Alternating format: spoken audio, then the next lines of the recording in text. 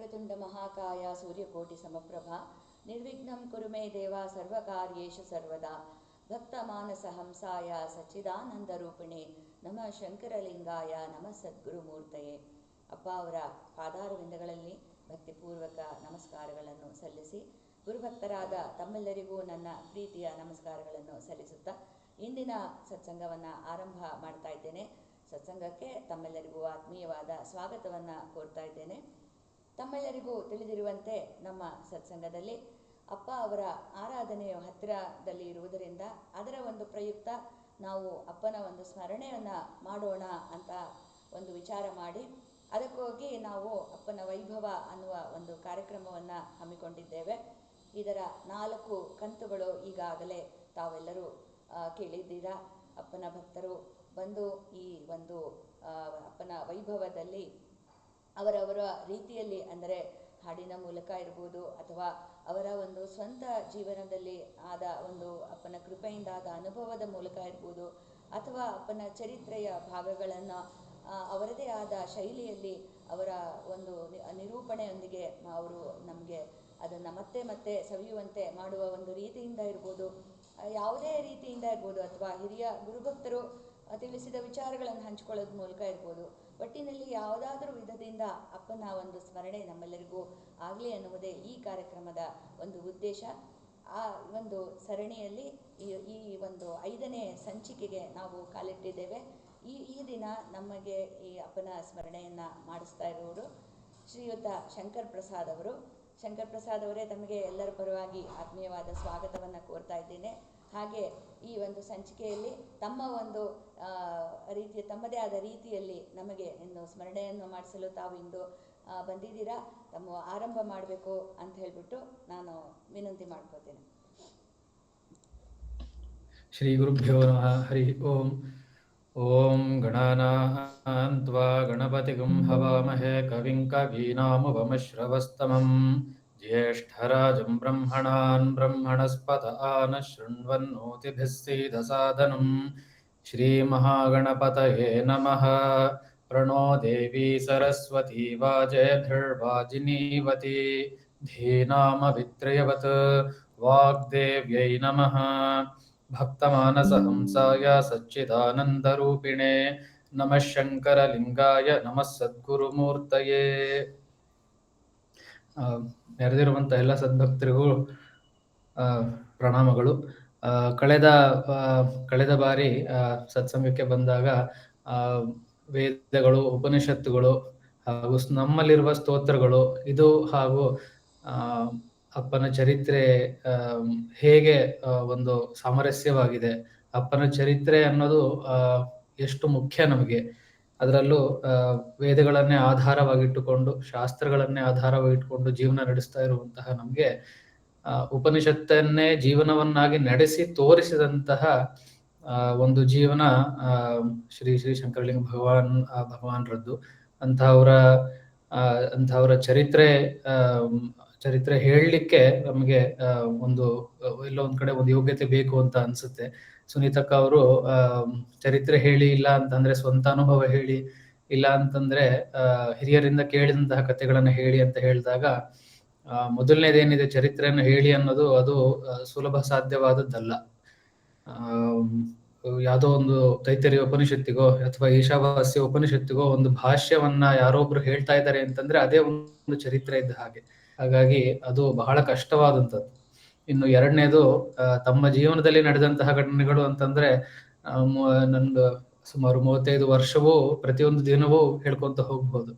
ಹಾಗಾಗಿ ಮೂರನೇದು, ಹಿರಿಯರಿಂದ ಹೇಳಿದಂತಹ ಒಂದು ಅಪ್ಪನ ಕಥೆಗಳು ಅಂತ ಒಂದು ಆಪ್ಷನ್ ತಗೊಂಡಿದ್ದಾಗಿದೆ. ಇವತ್ತು ಅದರಲ್ಲೂ ನಮ್ಮ ತಾತ, ಅಂದ್ರೆ ಭೀಮಣ್ಣ ಅಂತ ನಮ್ಮ ತಾತ ಅವರ ಹೆಸರು, ಅವರ ಜೀವನದಲ್ಲಿ ಸುಮಾರು ಘಟನೆಗಳನ್ನ, ಅಪ್ಪ ಅವರ ಜೊತೆಗಿದ್ದ ಘಟನೆಗಳನ್ನ ನಮ್ಮ ಹತ್ರ ಹಾಗೂ ಅವರ ಮೊಮ್ಮಕ್ಕಳ ಹತ್ರ ಅವರು ಹಂಚ್ಕೊಂಡಿದ್ರು. ಕೆಲವೊಂದು ಚರಿತ್ರೆಯಲ್ಲಿ ಬಂದಿದೆ, ಕೆಲವೊಂದು ಚರಿತ್ರೆಯಲ್ಲಿ ಬಂದಿಲ್ಲ. ಅದನ್ನ ಇವತ್ತು ಹಂಚ್ಕೊಳ್ಳೋಣ ಅಂತ ಅನ್ನಿಸ್ತು. ಯಾಕೆ ಅಂತಂದ್ರೆ ಈ ಚರಿತ್ರೆಯನ್ನು ಬರೆದಾಗ ಅರಸೆ ಅವರಿಗೆ ನಮ್ಮ ತಾತನ ಅಣ್ಣ ಒಬ್ಬರಿದ್ರು, ಛಾಯಣ್ಣ ಅಂತ. ಅವ್ರು ಹೇಳಿದ್ರಂತೆ, ನೋಡಪ್ಪ ನೀನು ಚರಿತ್ರೆ ಬರೀತಿದೀಯ, ತತ್ವವನ್ನ ಹೇಳು, ಪವಾಡಗಳನ್ನ ಹಾಕಬೇಡ ಅಂತ ಹೇಳಿದ್ರಂತೆ. ಹಾಗಾಗಿ ನೀವು ನೋಡ್ಬೋದು, ವಿಶೇಷ ನಮ್ಮ ಅಪ್ಪ ಅವರ ಚರಿತ್ರೆಯಲ್ಲಿ ನೋಡಿದ್ರೆ ಪವಾಡಗಳನ್ನು ಹಾಕಿದ್ದಾರೆ, ಅಂದ್ರೆ ಬಹಳ ಕಮ್ಮಿ. ಸುಮಾರು 80 ಭಾಗ ತತ್ವವೇ ಇದೆ. ಪವಾಡಗಳು ಕೊನೆ ಸ್ವಲ್ಪ ಮುರುಗೋಡು ಯಾತ್ರೆ ಅಲ್ಲಿ ಇಲ್ಲಿ ಪವಾಡಗಳನ್ನು ಹಾಕಿದ್ದಾರೆ. ಅಂದ್ರೆ ಯಾಕೆ ಅದು ಮುಖ್ಯ ಅಂತಂದ್ರೆ, ಪವಾಡಗಳು ಹೇಗೆ ಅಂತಂದ್ರೆ ಒಬ್ಬ ನೋಡುವವನ ಕಣ್ಣಿಗೆ ಅದು ಬೇರೆ ಬೇರೆ ರೀತಿಯಲ್ಲಿ ಕಾಣ್ತದೆ. ಬರೀ ಪವಾಡಗಳನ್ನೇ ಹಾಕೋತ ಹೋದ್ರೆ ಅದು ಚರಿತ್ರೆ ಅಂತ ಅನ್ಸೋದಿಲ್ಲ. ಹಾಗಾಗಿ ವಿಶೇಷವಾಗಿ ಬರೆದಂತಹ ಚರಿತ್ರೆ ಅದು. ಆದ್ರೆ ಇವತ್ತು ಕಳೆದ 2 ಸಂಚಿಕೆಯಲ್ಲೂ ಉಪನಿಷತ್ತುಗಳು, ವೇದಗಳ ಬಗ್ಗೆ ನಾವು ನೋಡಿದ್ವಿ, ಹೇಗೆ ಒಂದು ಲಿಂಕ್ ಇದೆ ಅಂತ. ಇವತ್ತು ಬರೀ ಕಥೆಗಳ ಕಡೆ ಹೋಗೋಣ ಅಂತ ಅನ್ನಿಸ್ತು. ಅದರಲ್ಲೂ ನಮ್ಮ ತಾತ ಅವ್ರ ಕತೆ ಯಾಕೆ ಅಂತ ಹೇಳ್ತೀನಿ ನಾನು. ನಮ್ಮ ತಾತ ಅವರು ಭೀಮಣ್ಣ ಅಂತ, ಅವರ ತಾತ ನಂಜುಂಡಪ್ಪ ಅಂತ. ಅಪ್ಪ ಅವರ ಚರಿತ್ರೆ ಸುಮಾರು 12 ವರ್ಷ ಅಪ್ಪ ಅವರಿಗೆ ಆದಾಗ, ಅಂದ್ರೆ ಅವ್ರ ಹೆಸರು ರಂಗಪ್ಪ ಅಂತ ಇತ್ತು. ಆಗ ಅವರು ಭರಮಸಾಗರಕ್ಕೆ ಬರ್ತಾರೆ. ಭರಮಸಾಗರ ದುರ್ಗಾ ಮತ್ತು ದಾವಣಗೆರೆ ಮಧ್ಯೆ ಇರುವಂತಹ ಒಂದು ಗ್ರಾಮ. ಅಲ್ಲಿಗೆ ಬಂದಾಗ ಅವರು ನಮ್ಮ ತಾತನ ತಾತ ನಂಜುಂಡಪ್ಪ ಅಂತ ಅವರು ಶಾನುಭೋಗರು ಆಗಿರ್ತಾರೆ. ಅಲ್ಲಿ ಅವರು ಶಾನುಭೋಗರ ಗುಮಾಸ್ತರಾಗಿ ಬಂದು ಸೇರ್ಕೊತಾರೆ. ನಮ್ಮ ತಾತನ ಮನೆಯಲ್ಲಿ ಬಂದು ಉಳಿತಾರೆ. ಸುಮಾರು 7 ವರ್ಷ ಅವರು ಭರಮಸಾಗರದಲ್ಲಿ ಇರ್ತಾರೆ. ಅಲ್ಲಿ ಮೊದಲು ಕೆಲವೊಂದು ಘಟನೆಗಳು ನಡೀತವೆ, ಅದು ಚರಿತ್ರೆಯಲ್ಲೂ ಬಂದಿದೆ. ಅದನ್ನ ನಾನು ಮತ್ತೆ ಹೇಳ್ತೀನಿ. ಯಾಕಪ್ಪ ಅಂತಂದ್ರೆ, ನಂಜುಂಡಪ್ಪನವ್ರಿಗೆ ಒಂದು ಹಸು ತಡಿಲಿಕ್ಕೆ ಆಗ್ತಿರ್ಲಿಲ್ಲಂತೆ. ಆದ್ರೆ ಅಪ್ಪ ಅವರು ಹೇಗಿದ್ರು, 12ನೇ ವಯಸ್ಸಿಗೆ ಹೇಗಿದ್ರು ಅಂತಂದ್ರೆ, ಆಗಿನ ಕಾಲದಲ್ಲಿ ಭರಮಸಾಗರದಲ್ಲಿ ಇದ್ದಂತಹ ವಿದ್ವಾಂಸರುಗಳಾದ ಮಹಾದೇವ ಶಾಸ್ತ್ರಿಗಳು ಮತ್ತು ತಮ್ಮಯ್ಯ ಶಾಸ್ತ್ರಿಗಳು ಅಂತಹ ವಿದ್ವಾಂಸರ ಜೊತೆಗೆ ರಂಗಪ್ಪನವರು ಬ್ರಹ್ಮಸೂತ್ರ ಮತ್ತು ಉಳಿದ ವೇದಾಂತದ ತತ್ವ ಚರಿತ್ರೆಯನ್ನು ಮಾಡ್ತಾ ಇದ್ರಂತೆ. ನಾವು ಇದು ಯಾಕೆ ಬಂದಿದೆ ಚರಿತ್ರೆಯಲ್ಲಿ ಅಂತಂದ್ರೆ, ನಾವು ಗಮನಿಸಬೇಕಾದಂತಹ ವಿಷಯ. ನಾವು 12 ವರ್ಷದಲ್ಲಿ ನಾವು ಹೆಂಗಿದ್ವಿ ಅಂತ ನಾವು ಯೋಚನೆ ಮಾಡಿದ್ರೆ, ಅದಕ್ಕೂ ಎಷ್ಟು ವ್ಯತ್ಯಾಸ ಇದೆ. 12ನೇ ವಯಸ್ಸಲ್ಲಿ ಬ್ರಹ್ಮಸೂತ್ರದ ಬಗ್ಗೆ ಮಾತಾಡ್ತಾ ಇದ್ದಾರೆ, ಅದರಲ್ಲೂ ಇಂತಹ ವಿದ್ವಾಂಸರುಗಳ ಜೊತೆಗೆ ಚರ್ಚೆ ಮಾಡ್ತಾ ಇದ್ದಾರೆ ಅಂತಂದ್ರೆ, ರಂಗಪ್ಪನವರಿಗೆ 12ನೇ ವಯಸ್ಸಿನಲ್ಲಿ ಅವರ ಒಂದು ಬುದ್ಧಿಮಟ್ಟ ಹೇಗಿತ್ತು ಅನ್ನೋದನ್ನ ನಾವು ಊಹೆ ಮಾಡ್ಲಿಕ್ಕೂ ಸಾಧ್ಯ ಇಲ್ಲ. ಹಾಗಿರುವಾಗ ಬಂದ ಸ್ವಲ್ಪ ದಿವಸದಲ್ಲೇ ಅವರು ಶಾನುಭೋಗಿ ವೃತ್ತಿಗಳನ್ನೆಲ್ಲ ಕಲ್ತು ಬಿಡ್ತಾರೆ ನಂಜುಂಡಪ್ಪನವ್ರ ಹತ್ರ. ಕಲ್ತು ಎಲ್ಲ ಶಾನುಭೋಗಿ ವೃತ್ತಿನ ಇವರೇ ಮಾಡ್ತಾ ಇರ್ತಾರೆ. ನಂಜುಂಡಪ್ಪನವರ ಹೆಂಡತಿ ವೃಂದಮ್ಮ ಅಂತ, ಅವರು ರಂಗಪ್ಪನವರು ಅವ್ರಿಗೆ ಊಟಕ್ಕೆ ಹಾಕದೆ ನಂಜುಂಡಪ್ಪನವ್ರಿಗೆ ಊಟ ಹಾಕ್ತಿರ್ಲಿಲ್ಲಂತೆ. ನಂಜುಂಡಪ್ಪನವರು ಬೆಳಗ್ಗೆ ಎದ್ದು ತೋಟ ಹೊಲಕ್ಕೆಲ್ಲ ಮುಗಿಸ್ಕೊಂಡು ಮನೆಗೆ ಬಂದು ಹಶು ಅಂತ ಬಂದಾಗ, ರಂಗಪ್ಪ ಬರ್ಲಿ ಆಮೇಲೆ ಹಾಕ್ತೀನಿ ಅಂತ ಹೇಳ್ತಿದ್ರಂತೆ. ಆಗ ನಂಜುಂಡಪ್ಪನವ್ರಿಗೆ ಒಂದ್ ದಿವಸ ಕೋಪ ಬಂದು ಹೊರಟ್ರಂತೆ. ಮನೆಯಿಂದ ಹೊರಟು ತಮ್ಮಯ್ಯ ಶಾಸ್ತ್ರಿಗಳ ಮನೆಗೆ ಹೋಗ್ತಾರೆ. ಅಲ್ಲಿ ಅವ್ರು ಇರೋದಿಲ್ಲ. ತಮ್ಮಯ್ಯ ಶಾಸ್ತ್ರಿಗಳು ಇಲ್ಲ, ಅವರು ಮಹಾದೇವ ಶಾಸ್ತ್ರಿಗಳ ಮನೆಗೆ ಹೋಗಿದ್ದಾರೆ ಅಂತ ಹೇಳ್ತಾರೆ. ಅಲ್ಲಿಂದ ಮಹಾದೇವ ಶಾಸ್ತ್ರಿಗಳ ಮನೆಗೆ ಹೋಗ್ತಾರೆ. ಅಲ್ಲಿ ಅವ್ರ ಮನೆಯವರು ಇಲ್ಲಿ ಉಪ್ಪರಿಗೆ ಮೇಲೆ ಕೂತಿದ್ದಾರೆ ಇಬ್ರು ಅಂತ ಹೇಳ್ತಾರೆ. ಅಲ್ಲಿ ಉಪ್ಪರಿಗೆ ಮೇಲೆ ಹೋಗಿ ನೋಡಿದಾಗ ರಂಗಪ್ಪನವರು ಮತ್ತೆ ಮಹಾದೇವ ಶಾಸ್ತ್ರಿಗಳು ಯಾವುದೋ ಒಂದು ತತ್ವ ವಿಚಾರ ಕೂತ್ಕೊಂಡು ಮಾತಾಡ್ತಾ ಇರ್ತಾರೆ. ನಾನು ಇದನ್ನ ಹೇಳ್ತಾ ಇರೋದು ರಂಗಪ್ಪನವರು 12, 13, 14ನೇ ವಯಸ್ಸು ಆಸುಪಾಸಿನಲ್ಲಿ ನಡೆದಂತಹ ಘಟನೆ.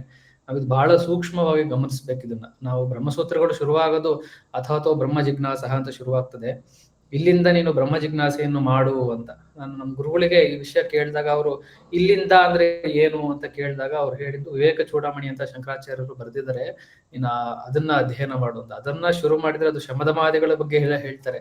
ನಾವು ಅದನ್ನೇ ಶುರು ಮಾಡಿಲ್ಲ. ಅಂಥದ್ರಲ್ಲಿ ಅವರು 12, 13, 14 ಆ ವಯಸ್ಸಿನ ಆಸುಪಾಸಲ್ಲಿ ಇದ್ದಂತಹ ರಂಗಪ್ಪನವರು ಬ್ರಹ್ಮಸೂತ್ರಗಳ ಬಗ್ಗೆ ಚರ್ಚೆ ಮಾಡ್ತಾ ಇರ್ತಾರೆ. ಆಗ ನಂಜುಂಡಪ್ಪನವರು ಅವರು ಉತ್ತರಯ್ಯ ತೆಗೆದು ಉದ್ದಕ್ಕೆ ಹಾಸಿ ಸಾಷ್ಟಾಂಗ ನಮಸ್ಕಾರ ಮಾಡ್ಬಿಡ್ತಾರೆ. ಸಾಷ್ಟಾಂಗ ನಮಸ್ಕಾರ ಮಾಡ್ತಾರೆ. ನನ್ನ ಪ್ರಕಾರ ರಂಗಪ್ಪನವ್ರಿಗೆ ಪ್ರಥಮವಾಗಿ ನಮಸ್ಕಾರ ಮಾಡಿದವ್ರು ಇವರೇ ಅಂತ ಅನ್ಸುತ್ತೆ. ಆದ್ರೆ ಇವರು ಮುಕ್ತಿಗೋ ಮೋಕ್ಷಕ್ಕೋ ಏನಕ್ಕೋ ಒಂದಕ್ಕೆ ಕಾಮ್ಯಕರ್ಮಕ್ಕೋ ನಮಸ್ಕಾರ ಮಾಡಿದ್ದಲ್ಲ. ಒಂದ್ ಸತಿ ಬಂದು ನನ್ಕಿಂತ ಮುಂಚೆ ಊಟ ಮಾಡಪ್ಪ ಅಂತ ಬಂದು ನಮಸ್ಕಾರ ಹಾಕಿದ್ದು. ಅಪ್ಪ ಅವರು ಮುಂದೆ ಶಂಕರಲಿಂಗ ಭಗವಾನರು ಅಂತ ಹೆಸರು ಪಡೆದು ಮುಂದೆ ಅವರು ಒಂದು ಕಡೆ ಚರಿತ್ರೆಯಲ್ಲಿ ಬರ್ತದೆ, ಸುಮ್ಮನೆ ಬೀದಿಯಲ್ಲಿ ಹೋಗ್ತಿದ್ದವನು ನನ್ನ ಕಡೆ ನೋಡಿದ್ರೆ ಅವನು ಉದ್ಧಾರ ಮಾಡ್ತೀನಿ ಕಣಪ್ಪ ನಾನು ಅಂತ ಹೇಳಿದ್ರಂತೆ. ಅಂಥದ್ರಲ್ಲಿ ನಂಜುಂಡಪ್ಪನವರು ಸಾಷ್ಟಾಂಗ ನಮಸ್ಕಾರ ಹಾಕಿದ್ರು. ಅವರ ಮೊಮ್ಮಗನ ಮೊಮ್ಮಕ್ಕಳು ನಾವು. ನಮ್ಮನ್ನ ಇವತ್ತಿಗೂ 5ರ ತಲೆಮಾರು ತನಕನೂ ನಮ್ಮನ್ನ ಅಪ್ಪ ಅವರು ಕಾಪಾಡ್ತಾ ಇದ್ದಾರೆ. ಹಾಗಾಗಿ ಈ ವಿಷಯ ಮೊದಲಿಗೆ ಹಂಚ್ಕೋಬೇಕು ಅಂತ ಅನ್ನಿಸ್ತು. ನಾನು ನಾನು ಈ ವಿಷಯನ ಹಂಚ್ಕೊಂಡಿದ್ದಾಗಿತ್ತು. ಆಮೇಲೆ ನಿಮಗೆ ಗೊತ್ತೇ ಇದೆ ಚರಿತ್ರೆಯಲ್ಲಿ ಅವರು ಬರ್ತಾರೆ, ಬಂದು ಮನೆಗೆ ಬಂದು ವೃಂದಮ್ನವ್ರಿಗೆ ಹೇಳ್ತಾರೆ, ನನಗೋಸ್ಕರ ಕಾಯ್ಬೇಡ ಕಣಮ್ಮ, ನನಗೆ ಆಸಕ್ತಿ ಇಲ್ಲ ಅಂತ ಹೇಳಿದಾಗ ವೃಂದಮ್ನವರು ಇಲ್ಲ. ಇದ್ರಲ್ಲೂ ಒಂದು ಚರಿತ್ರೆಯಲ್ಲಿ ಈ ಭಾಗವು ಬಂದಿಲ್ಲ. ವೃಂದಮ್ನವರಿಗೆ ಅಪ್ಪ ಅವರಲ್ಲಿ ಈ ಪರಮೇಶ್ವರ ಕಂಡಿರ್ತಾನೆ. ಅವ್ರ ಹಿಂದ್ಗಡೆಯಿಂದ ಒಮ್ಮೆ ನೋಡಿದಾಗ ಈಶ್ವರನೇ ಸಾಕ್ಷಾತ್ ಪರಮೇಶ್ವರನೇ ಕುತ್ಕೊಂಡು ಊಟ ಮಾಡ್ತಿದ್ದಾನೆ ಅನ್ನುವಂತ ಒಂದು ಭಾವನೆ ಬಂದಿರುತ್ತೆ. ಹಾಗಾಗಿ ವೃಂದಮ್ಮನವರು ರಂಗಪ್ಪ ಬರ್ದೆ ನಾನು ನಿಮ್ಗೆ ಅಂದ್ರೆ ಗಂಡನಿಗೆ ಊಟಕ್ಕೆ ಹಾಕಲ್ಲ ಅಂತ ಹೇಳುವಷ್ಟು ಒಂದು ಹಠದಲ್ಲಿರ್ತಾರೆ ಅವರು. ಅದಾಗುತ್ತೆ. ಅದಾದ್ಮೇಲೆ ನಿಮಗೆ ಚರಿತ್ರೆಯಲ್ಲಿ ಬಂದಿದೆ, ನಾನು ಅದು ಮುಂದಿಂದಕ್ಕೆ ಹೋಗೋದಿಲ್ಲ. 7 ವರ್ಷ ಭರಮಸಾಗರದಲ್ಲಿ ಇರ್ತಾರೆ. ಅಲ್ಲಿಂದ ಅವ್ರಿಗೆ ಮದುವೆ ಆಗುತ್ತೆ. ಮದುವೆನ ನಂಜುಂಡಪ್ಪನವರೇ ತಂದೆ ಸ್ಥಾನದಲ್ಲಿ ನಿಂತು ಮಾಡ್ತಾರೆ. ಯಾಕೆಂತಂದ್ರೆ ಅಷ್ಟರಲ್ಲಿ ರಂಗಪ್ಪನವರ ತಂದೆ ತೀರ್ಕೊಂಡಿರ್ತಾರೆ. ಆಮೇಲೆ ಅವ್ರು ನುಲೇನೂರ್ಗೆ ಹೋಗ್ತಾರೆ. ಆ ಕಡೆ ಅವರ ಜೀವನ ಶುರುವಾಗ್ತದೆ. ಇಲ್ಲಿ ನಂಜುಂಡಪ್ಪನವರ ಮಗ ಗುಂಡಪ್ಪ ಅಂತ. ಗುಂಡಪ್ಪನವರಿಗೆ 3 ಜನ ಮಕ್ಕಳು, ಭೀಮಣ್ಣ, ಚಾಯಣ್ಣ, ಸತ್ಯಣ್ಣ ಅಂತ 3 ಜನ ಮಕ್ಕಳು. ಭೀಮಣ್ಣ ಅನ್ನೋರು ಅಂದ್ರೆ ನಮ್ಮ ತಾತ ಚಿಕ್ಕವರು, ಮಧ್ಯದವರು ಚಾಯಣ್ಣ, ದೊಡ್ಡವರು ಸತ್ಯಣ್ಣ ಅಂತ 3 ಜನ ಮಕ್ಕಳು. ಒಂದು ದುರ್ಘಟನೆ ನಡೆದು ಹೋಗ್ಬಿಡುತ್ತೆ. ನಮ್ಮ ತಾತ ಸುಮಾರು 4-5 ವರ್ಷ ಇರುವಾಗ ಅವರ ತಾಯಿ ತೀರ್ಕೊಂಡ್ ಬಿಡ್ತಾರೆ. ಅಂದ್ರೆ ಗುಂಡಪ್ಪನವರ ಹೆಂಡತಿ ತೀರ್ಕೊಂಡ್ ಬಿಡ್ತಾರೆ. ಮನೆಯಲ್ಲಿ 4 ಜನ, ಗುಂಡಪ್ಪ, ಸತ್ಯಣ್ಣ, ಚಾಯಣ್ಣ, ಭೀಮಣ್ಣ, 4 ಜನ ಬರೀ ಗಂಡು ಮಕ್ಕಳು. ಆಗಿನ ಕಾಲದಲ್ಲಿ ಹೊಲ ತೋಟ ಎಲ್ಲ ನೋಡ್ಕೊಂಡು ಮನೆಯಲ್ಲಿ ಅಡ್ಗೆ ಮಾಡ್ಕೊಂಡು ಮಕ್ಕಳಿಗೆ ಶಾಲೆಗೆ ಕಳಿಸಿ ಮನೆ ಕೆಲಸಗಳನ್ನ ಮಾಡಿ ಇದಿಷ್ಟನ್ನು ಪಾಪ ಅವರು ಗುಂಡಪ್ಪನವರೇ ಮಾಡ್ತಾ ಇರ್ತಾರೆ. ಹೀಗಿರುವಾಗ ಒಮ್ಮೆ ನಮ್ಮ ತಾತ ಚಿಕ್ಕ ವಯಸ್ಸಿನಲ್ಲಿದ್ದಾಗ ಒಮ್ಮೆ ಸ್ವಲ್ಪ ಉಸಿರಾಡೋದು ತೊಂದರೆ ಆಗ್ಬಿಡುತ್ತೆ. ಆಗ ಮಾಳೇನಹಳ್ಳಿ ರಥೋತ್ಸವಕ್ಕೆ ಕರ್ಕೊಂಡು ಹೋಗಿರ್ತಾರೆ. ಮಾಳೇನಹಳ್ಳಿ ರಥೋತ್ಸವ ಕರ್ಕೊಂಡು ಹೋದಾಗ ಅಲ್ಲಿ ಒಂದು ತೊಟ್ಲು ಹಾಸಿ ಅಪ್ಪ ಅವರು ನಮ್ಮ ತಾತನನ್ನು ಮಲಗಿಸಿರ್ತಾರೆ. ಆಗ ಗುಂಡಪ್ಪನವ್ರು ಅಲ್ಲೇ ಪಕ್ಕದಲ್ಲಿ ಕೂತಿರ್ತಾರೆ. ಯಾಕೋ ನೋಡ್ತಾರೆ, ಉಸಿರಾಟ ಸಂಪೂರ್ಣವಾಗಿ ನಿಂತು ಹೋಗ್ಬಿಟ್ಟಿರುತ್ತೆ. ಈ ಕಥೆ ನಾನು ಯಾಕೆ ಹೇಳ್ತಾ ಇದ್ದೀನಿ ಅಂತಂದ್ರೆ, ಇದನ್ನ ನಾವು ಬಹಳ ಗಮನವಿಟ್ಟು ನೋಡ್ಬೇಕು. ಇದು ನಾವು ಆ ಸ್ಥಿತಿಲಿದ್ರೆ ನಾವು ಹೇಗೆ ರಿಯಾಕ್ಟ್ ಮಾಡ್ತಾ ಇದ್ವಿ. ನಮ್ಮ ಸ್ವಂತ ಮಗ ಉಸಿರಾಟ ನಿಂತಿದೆ, ಚಿಕ್ಕ ಹುಡುಗ, ಇನ್ನು ತೊಟ್ಲಲ್ಲಿ ಮಲಗಿಸಿದ್ದಾರೆ, ಉಸಿರಾಟ ನಿಂತು ಹೋಗಿದೆ. ನಾವು ಹೇಗೆ ಆ ಸ್ಥಿತಿಲಿ ನಾವು ಹೇಗಿರ್ಬಹುದಿತ್ತು ಅಂತ ನಾವು ಯೋಚನೆ ಮಾಡ್ಬೇಕು. ಆದ್ರೆ ಗುಂಡಪ್ಪನವ್ರು ಹೇಗಿದ್ರು ಅಂತ ಅಂದ್ರೆ, ಅವ್ರು ಏನು ಮಾತಾಡಲ್ಲ, ಮೆಲ್ಲಕ್ಕೆ ಹೋಗಿ ಅಪ್ಪ ಅವ್ರ ಹತ್ರ ಹೋಗ್ತಾರೆ. ಯಾರಿಗೂ ಕೇಳದ ರೀತಿಯಲ್ಲಿ ಅಪ್ಪ ಅವರ ಹತ್ರ ಹೋಗಿ, ಅಪ್ಪ ನನ್ನ ಮಗನ ಉಸಿರಾಟ ನಿಂತಿದೆ, ರಥೋತ್ಸವಕ್ಕೆ ಅಡ್ಡಿಯಾಗೋದು ಬೇಡ. ಈಗ ಇನ್ನೊಂದು ವಾರಕ್ಕೆ ಮಳೆನಳ್ಳಿ ರಥೋತ್ಸವ ಬರ್ತಾ ಇದೆ. ರಥೋತ್ಸವಕ್ಕೆ ಅಡ್ಡಿ ಆಗೋದು ಬೇಡ, ನಾನು ನನ್ನ ಮಗನ್ ಕರ್ಕೊಂಡು ನಾನು ಭರಮಸಾಗರಕ್ಕೆ ಹೋಗ್ಬಿಡ್ತೀನಿ ಅಂತ ಹೇಳ್ತಾರೆ. ನಾನು ಅಲ್ಲಿ ಕಾರ್ಯ ಮಾಡ್ತೀನಿ ಅಂತ ಹೇಳ್ತಾರೆ. ಇದನ್ನ ನಾವು ಬಹಳ ಒಂದು ರೀತಿಯಲ್ಲಿ ನಾವು ಒಬ್ಬ ಗುರುವಿನ ಶಿಷ್ಯ ಹೇಗಿರ್ಬೇಕು ಅನ್ನೋದನ್ನ ನಾವು ಅವ್ರಿಗೆ ಒಂದು ರಥೋತ್ಸವ ನಡೀತಾ ಇದೆ, ಅಲ್ಲಿ ರಥೋತ್ಸವ ಅಪ್ಪ ಅವರ ಒಂದು ಸಾರಥ್ಯದಲ್ಲೇ ನಡೀತಾ ಇದೆ, ಅದಕ್ಕೆ ಧಕ್ಕೆ ಬರಬಾರ್ದು ಅಂತ ಅವರು ಗುಂಡಪ್ಪನವರು ಎಷ್ಟು ಒಂದು ಮೆಚ್ಯೂರ್ಡ್ ಅಂತ ಅಂತೀವೋ ಅದೇ, ಅಥವಾ ಗುರುವಿನಲ್ಲಿ ಗೌರವ ಅಂತೀವೋ ಅಥವಾ ಭಕ್ತಿ ಅಂತೀವೋ ಗೊತ್ತಿಲ್ಲ, ಹೋಗಂಗ್ ಹೇಳ್ತಾರೆ. ಅದೇ ಸ್ಥಾನದಲ್ಲಿ ನಾವು ಅಥವಾ ನಮ್ಮ ಮಕ್ಕಳು ಆ ಸ್ಥಿತಿಲಿ ಇದ್ದಾಗ ನಾವು ಹೇಗೆ ಇರ್ತಿದ್ವಿ ಅನ್ನೋದನ್ನ ನಾವು ಅಲ್ಲಿ ಗಮನಿಸ್ಬೇಕು. ಆದ್ರೆ ಗುಂಡಪ್ಪನವರು ಇದು ಮಾಡೋದಿಲ್ಲ. ಅವಾಗ ಅಪ್ಪ ಅವ್ರು ಒಂದು ಮಾತು ಹೇಳ್ತಾರೆ, ನೋಡಪ್ಪ, ಗುರು ದೊಡ್ಡವನು, ನೀನು ಗುರುನಾಥ ಇದ್ದಾನೆ ನಿನ್ ಜೊತೆಗೆ, ನೀನು ರಥದ ಹಿಂದೆ ಹೋಗು ಅಂತ ಹೇಳ್ತಾರೆ. ನಾವು ಹೋಗ್ತಿದ್ವಾ ಅಂತ ನಾವು ಯೋಚನೆ ಮಾಡ್ಬೇಕು. ನಮ್ಮ ಮಗ ಉಸಿರಾಟ ನಿಂತಿದೆ, ತೊಟ್ಲಲ್ಲಿ ಮಲಗಿಸಿದ್ದಾರೆ, ರಥದ ಹಿಂದೆ ಹೋಗು ಅಂತ ಗುರು ಹೇಳಿದಾಗ ಅದನ್ನ ನಾವು ಯೋಚನೆ ಮಾಡ್ಲಿಕ್ಕೂ ಸಾಧ್ಯ ಇಲ್ಲ. ಮಗ ಬಿದ್ದು ಒಂದ್ ಸಣ್ಣ ಗಾಯ ಮಾಡ್ಕೊಂಡ್ರೆ ಎಷ್ಟು ನಮ್ಗೆ ಇದಾಗ್ತದೆ. ಅಂತದ್ರಲ್ಲಿ ಉಸಿರಾಟ ನಿಂತಹ ಮಗನನ್ನ ಗುರುವಿನ ಹತ್ರ ಬಿಟ್ಟು ನೀನು ಹೋಗು ರಥದ ಹಿಂದೆ ಅಂತ ಹೇಳಿದಾಗ ಗುಂಡಪ್ಪನವರು ಆಯ್ತಪ್ಪ ಅಂತ ಹೇಳ್ಬಿಟ್ಟು ರಥದ ಹಿಂದೆ ಹೋಗ್ಬಿಡ್ತಾರೆ. ಆ ಕಡೆ ಮಳೆನೊಳ್ಳಿಯಲ್ಲಿ ರಥೋತ್ಸವ ನಡಿಲಿಕ್ಕೆ ಶುರು ಆಗುತ್ತೆ. ರಥ ಮುಂದಕ್ಕೆ ಹೋಗುತ್ತೆ, ಭೂತಪ್ಪನ ಆರಾಧನೆ ಎಲ್ಲ ನಡೀತಾ ಇರುತ್ತೆ. ಈ ಕಡೆ ಅಪ್ಪ ಅವರು ಹೋಗಿ ನಮ್ಮ ತಾತನ ಎದೆಯನ್ನ ನೀವಿ ಒಂದಿಷ್ಟು ಮಂತ್ರಾಕ್ಷತೆ ಎಲ್ಲ ಹಿಡ್ಕೊಂಡು, ಅದು ಏನು ಮಾಡ್ತಾರೆ ಗೊತ್ತಿಲ್ಲ, ಭೀಮಣ್ಣ ತುಂಬಾ ಹೊತ್ತು ಮಲ್ಕೊಂಡ್ ಬಿಟ್ಟಿದ್ಯಪ್ಪ, ಎದ್ದೇಳು ಅಂತ ಹೇಳ್ತಾರಂತೆ. ನಮ್ಮ ತಾತ ಎದ್ದು ಕೂತ್ ಬಿಡ್ತಾರಂತೆ. ಸಂಪೂರ್ಣವಾಗಿ ಉಸಿರಾಟ ನಿಂತು ಹೋದಂತಹ ಮಗು ಎದ್ದು ಕೂರುತ್ತೆ. ಇದು ಈ ವಿಷಯಗಳು ಕೆಲವೊಂದು ಪವಾಡ ಅಂತ ಅಂತೀವೋ ಅಥವಾ ಏನ್ ಅನ್ಬೇಕು ಅಂತ ಗೊತ್ತಾಗೋದಿಲ್ಲ. ಯಾಕೆಂತಂದ್ರೆ ನೋಡುವವರ ಕಣ್ಣಿಗೆ ಇದು ಬೇರೆ ಬೇರೆ ರೀತಿಯಲ್ಲಿ ಹೋಗುತ್ತದೆ. ಹಾಗೆ ತತ್ವ ಅಂತ ಇರುವಾಗ ಈಗ ತೈತರೀಯೋಪನಿಷತ್ತಿನಲ್ಲಿ ಸತ್ಯಂ ವದ ಧರ್ಮಂಚರ ಅಂತ ಬರುತ್ತೆ. ಅಂದ್ರೆ ಸತ್ಯವನ್ನೇ ಹೇಳು, ಧರ್ಮದ ಹಾದಿಯಲ್ಲೇ ನಡಿ. ಧರ್ಮದ ಹಾದಿ ಅಂತಂದ್ರೆ ಹಿಂದೂ ಮುಸ್ಲಿಂ ಅಂತಲ್ಲ, ಒಳ್ಳೆ ಹಾದಿಯಲ್ಲಿ ನಡಿ ಅಂತ ಬರ್ತದೆ. ಈ ವಿಷಯಗಳು ನಮ್ಮ ತಾತನ ಕಾಲಕ್ಕೂ ಸತ್ಯ ಆಗಿದ್ವು, ನಮ್ಮ ಮೊಮ್ಮಕ್ಕಳ ಕಾಲಕ್ಕೂ ಸತ್ಯ ಆಗಿರ್ತವೆ. ಯಾಕೆಂದ್ರೆ ಅದಕ್ಕೆ ತತ್ವ ಅಂತ ಹೇಳ್ತಾರೆ. ಸತ್ಯವನ್ನೇ ನುಡಿ ಅಂತ ಹೇಳೋದು ಇದು ಶಾಶ್ವತ. ಆದ್ರೆ ಚರಿತ್ರೆಗಳಲ್ಲಿ ಬರುವಂತಹ ಪವಾಡಗಳು ಇವೆಲ್ಲ ನೋಡುವವರ ಕಣ್ಣಿಗೆ ಹೋಗ್ತದೆ. ಒಂದು ಯೂಟ್ಯೂಬ್ ನಲ್ಲಿ ಒಂದು ವಿಡಿಯೋ ಇದೆ, ಸಕ್ರಾಪಟ್ಟಣದ ಅವಧೂತರ ಒಂದು ಪ್ರವಚನದಲ್ಲಿ ಅವ್ರು ಹೇಳ್ತಾರೆ, ನೋಡಪ್ಪ, ಗುರು ಅನ್ನೋದು ದೇಹ ಅಲ್ಲ, ಅದೊಂದು ಭಾವ ಅಂತ ಹೇಳ್ತಾರೆ. ಅಂದ್ರೆ ಈ ಗುಂಪಿನಲ್ಲಿ ಇರೋರೆಲ್ಲರೂ ಆ ಭಾವನೆಯಲ್ಲೇ ಇದ್ದೀರಾ, ಇದನ್ನ ಪವಾಡ ಅಂತಾನೆ ನೋಡ್ತೀರಾ ಅನ್ನೋ ಭಾವನೆಯಲ್ಲಿ ಹೇಳ್ತಾ ಇದ್ದೀನಿ. ನಮ್ಮ ತಾತ ಎದ್ದು ಕೂರ್ತಾರೆ. ರಥೋತ್ಸವ ಮುಗಿಸ್ಕೊಂಡು ಗುಂಡಪ್ಪನವರು ಬರೋಷ್ಟ್ರಲ್ಲಿ ನಮ್ಮ ತಾತ ಅಲ್ಲೇ ಅಂಗಳದಲ್ಲಿ ಆಟ ಆಡ್ತಾ ಇರ್ತಾರಂತೆ. ಅಂದ್ರೆ ಇದು ಒಂದು ನಮ್ಮ ತಾತನನ್ನ ಮೃತ್ಯುವಿನಿಂದ ಹೊರಗೆ ತೆಗೆದಂತಹ ಒಂದು ಪವಾಡ ಅಂತಾನೆ ಅನ್ಬಹುದು. ಇದಾದ್ಮೇಲೆ ನಮ್ಮ ತಾಪತ ಅವರು ಮತ್ತೆ ವಾಪಸ್ ಭರಮಸಾಗರಕ್ಕೆ ಬರ್ತಾರೆ. ಅವರ ಜೀವನ ಮುಂದೆ ನಡೆಯುತ್ತೆ. ಅವರು ಸುಮಾರು ಹೈಸ್ಕೂಲು ಸುಮಾರಿಗೆ ಬಂದಾಗ ಅವರ ಅಪ್ಪ ಅಂದ್ರೆ ಗುಂಡಪ್ಪನವರು ಅವರನ್ನು ಒಂದು ಹಾಸ್ಟೆಲ್ಗೆ ಸೇರಿಸ್ತಾರಂತೆ. ದುರ್ಗದ ಹಾಸ್ಟೆಲ್ಗೆ ಸೇರಿಸ್ತಿರ್ತಾರೆ. ಆಗ ಈ ಕಡೆ ಭರಮಸಾಗರದಲ್ಲಿ ನಮ್ಮ ಗುಂಡಪ್ಪ ಮತ್ತು ಅವರ ಇಬ್ಬರು ಮಕ್ಕಳು ಹಾಸ್ಟೆಲಲ್ಲಿ ನಮ್ಮ ತಾತ ಇರ್ತಾರೆ. ಅವರಿಗೆ ಒಂದು ರೋಗ ಬಂದ್ಬಿಡುತ್ತೆ. ಯಾವುದು ಅಂತಂದ್ರೆ ಬೆನ್ನು ಫಣಿ ರೋಗ ಅಂತ ಒಂದು ಬರುತ್ತೆ. ಅದು ಬೆನ್ನು ತುಂಬಾ ಅವರಿಗೆ ಗುಳ್ಳೆಗಳಾಗ್ಲಿಕ್ಕೆ ಶುರುವಾಗ್ತವೆ. ಪ್ರತಿಯೊಂದು ಗುಳ್ಳೆಯಿಂದನೂ ಕೀವು ಬರ್ಲಿಕ್ಕೆ ಶುರುವಾಗ್ತದೆ. ಬಹಳಷ್ಟು ನೋವು, ಅದನ್ನ ಸಹಿಸಲಾರದಷ್ಟು ನೋವು. ಅಂತ ಸ್ಥಿತಿಯಲ್ಲಿ ನಮ್ಮ ತಾತ ಅಂದ್ರೆ ಭೀಮಣ್ಣವ್ರು ಇರ್ತಾರೆ. ಮನೆಗೆ ಹೋಗೋಣ ಅಂತಂದ್ರೆ ತಾಯಿ ಇಲ್ಲ. ಅವರು ಯಾವ ಒಂದು ಇದರಲ್ಲಿ ಇರ್ತಾರೆ ಅಂತಂದ್ರೆ ಮತ್ತೆ ನಮ್ಮ ತಂದೆಗೆ ತೊಂದರೆ ಆಗ್ತದೆ ಅನ್ನೋ ಒಂದು ಭಾವನೆಯಲ್ಲಿ ಇರ್ತಾರೆ. ಹಾಗಿದ್ದಾಗ ಸ್ವಲ್ಪ ಆದಷ್ಟು ಸಹಿಸ್ಕೋತಾರೆ. ಆದ್ರೆ ಒಂದು ಸಮಯದಲ್ಲಿ ಅವ್ರಿಗೆ ಸಹಿಸ್ಕೊಳ್ಲಿಕ್ಕೆ ಆಗದೇ ಇಲ್ಲ. ಒಂದು ನಿರ್ಧಾರಕ್ಕೆ ಬಂದ್ಬಿಡ್ತಾರೆ, ಸರಿ ನಾನು ಮನೆಗೆ ಹೋಗೋದು ಬೇಡ, ಯಾವ್ದಾರ ಒಂದು ಕೆರೆನೋ ಬಾವಿನೋ ಹಾರಿ ನಾನು ಆತ್ಮಹತ್ಯೆ ಮಾಡ್ಕೊಂಡ್ ಬಿಡೋಣ ಅಂತ ಒಂದು ನಿರ್ಧಾರಕ್ಕೆ ಬಂದ್ಬಿಡ್ತಾರೆ. ಈ ಕಡೆ ಭರಮಸಾಗರದಲ್ಲಿ ಗುಂಡಪ್ಪನವರು ಯಾಕೋ ಬೆಳಗ್ಗೆಯಿಂದ ಅವ್ರ ಮಗನನ್ನು ನೋಡ್ಬೇಕು ಅನ್ನೋ ಒಂದು ಯಾಕೋ ಅನ್ನಿಸ್ತಾ ಇರುತ್ತೆ ಅವ್ರಿಗೆ. ಮನೆಯಲ್ಲಿ ಅಡುಗೆ ಎಲ್ಲ ಮಾಡಿಟ್ಟು ಇಬ್ರು ಮಕ್ಕಳನ್ನು ಕರೆದು, ನೋಡ್ರಪ್ಪ, ನಾನು ಭೀಮಣ್ಣನ ನೋಡ್ಕೊಂಡ್ ಬರ್ತೀನಿ, ನೀವು ಊಟ ಮಾಡ್ರಪ್ಪ ಅಂತ ಹೇಳಿ ಅವರು ಹೊರಡ್ತಾರೆ ಭರಮಸಾಗರದಿಂದ.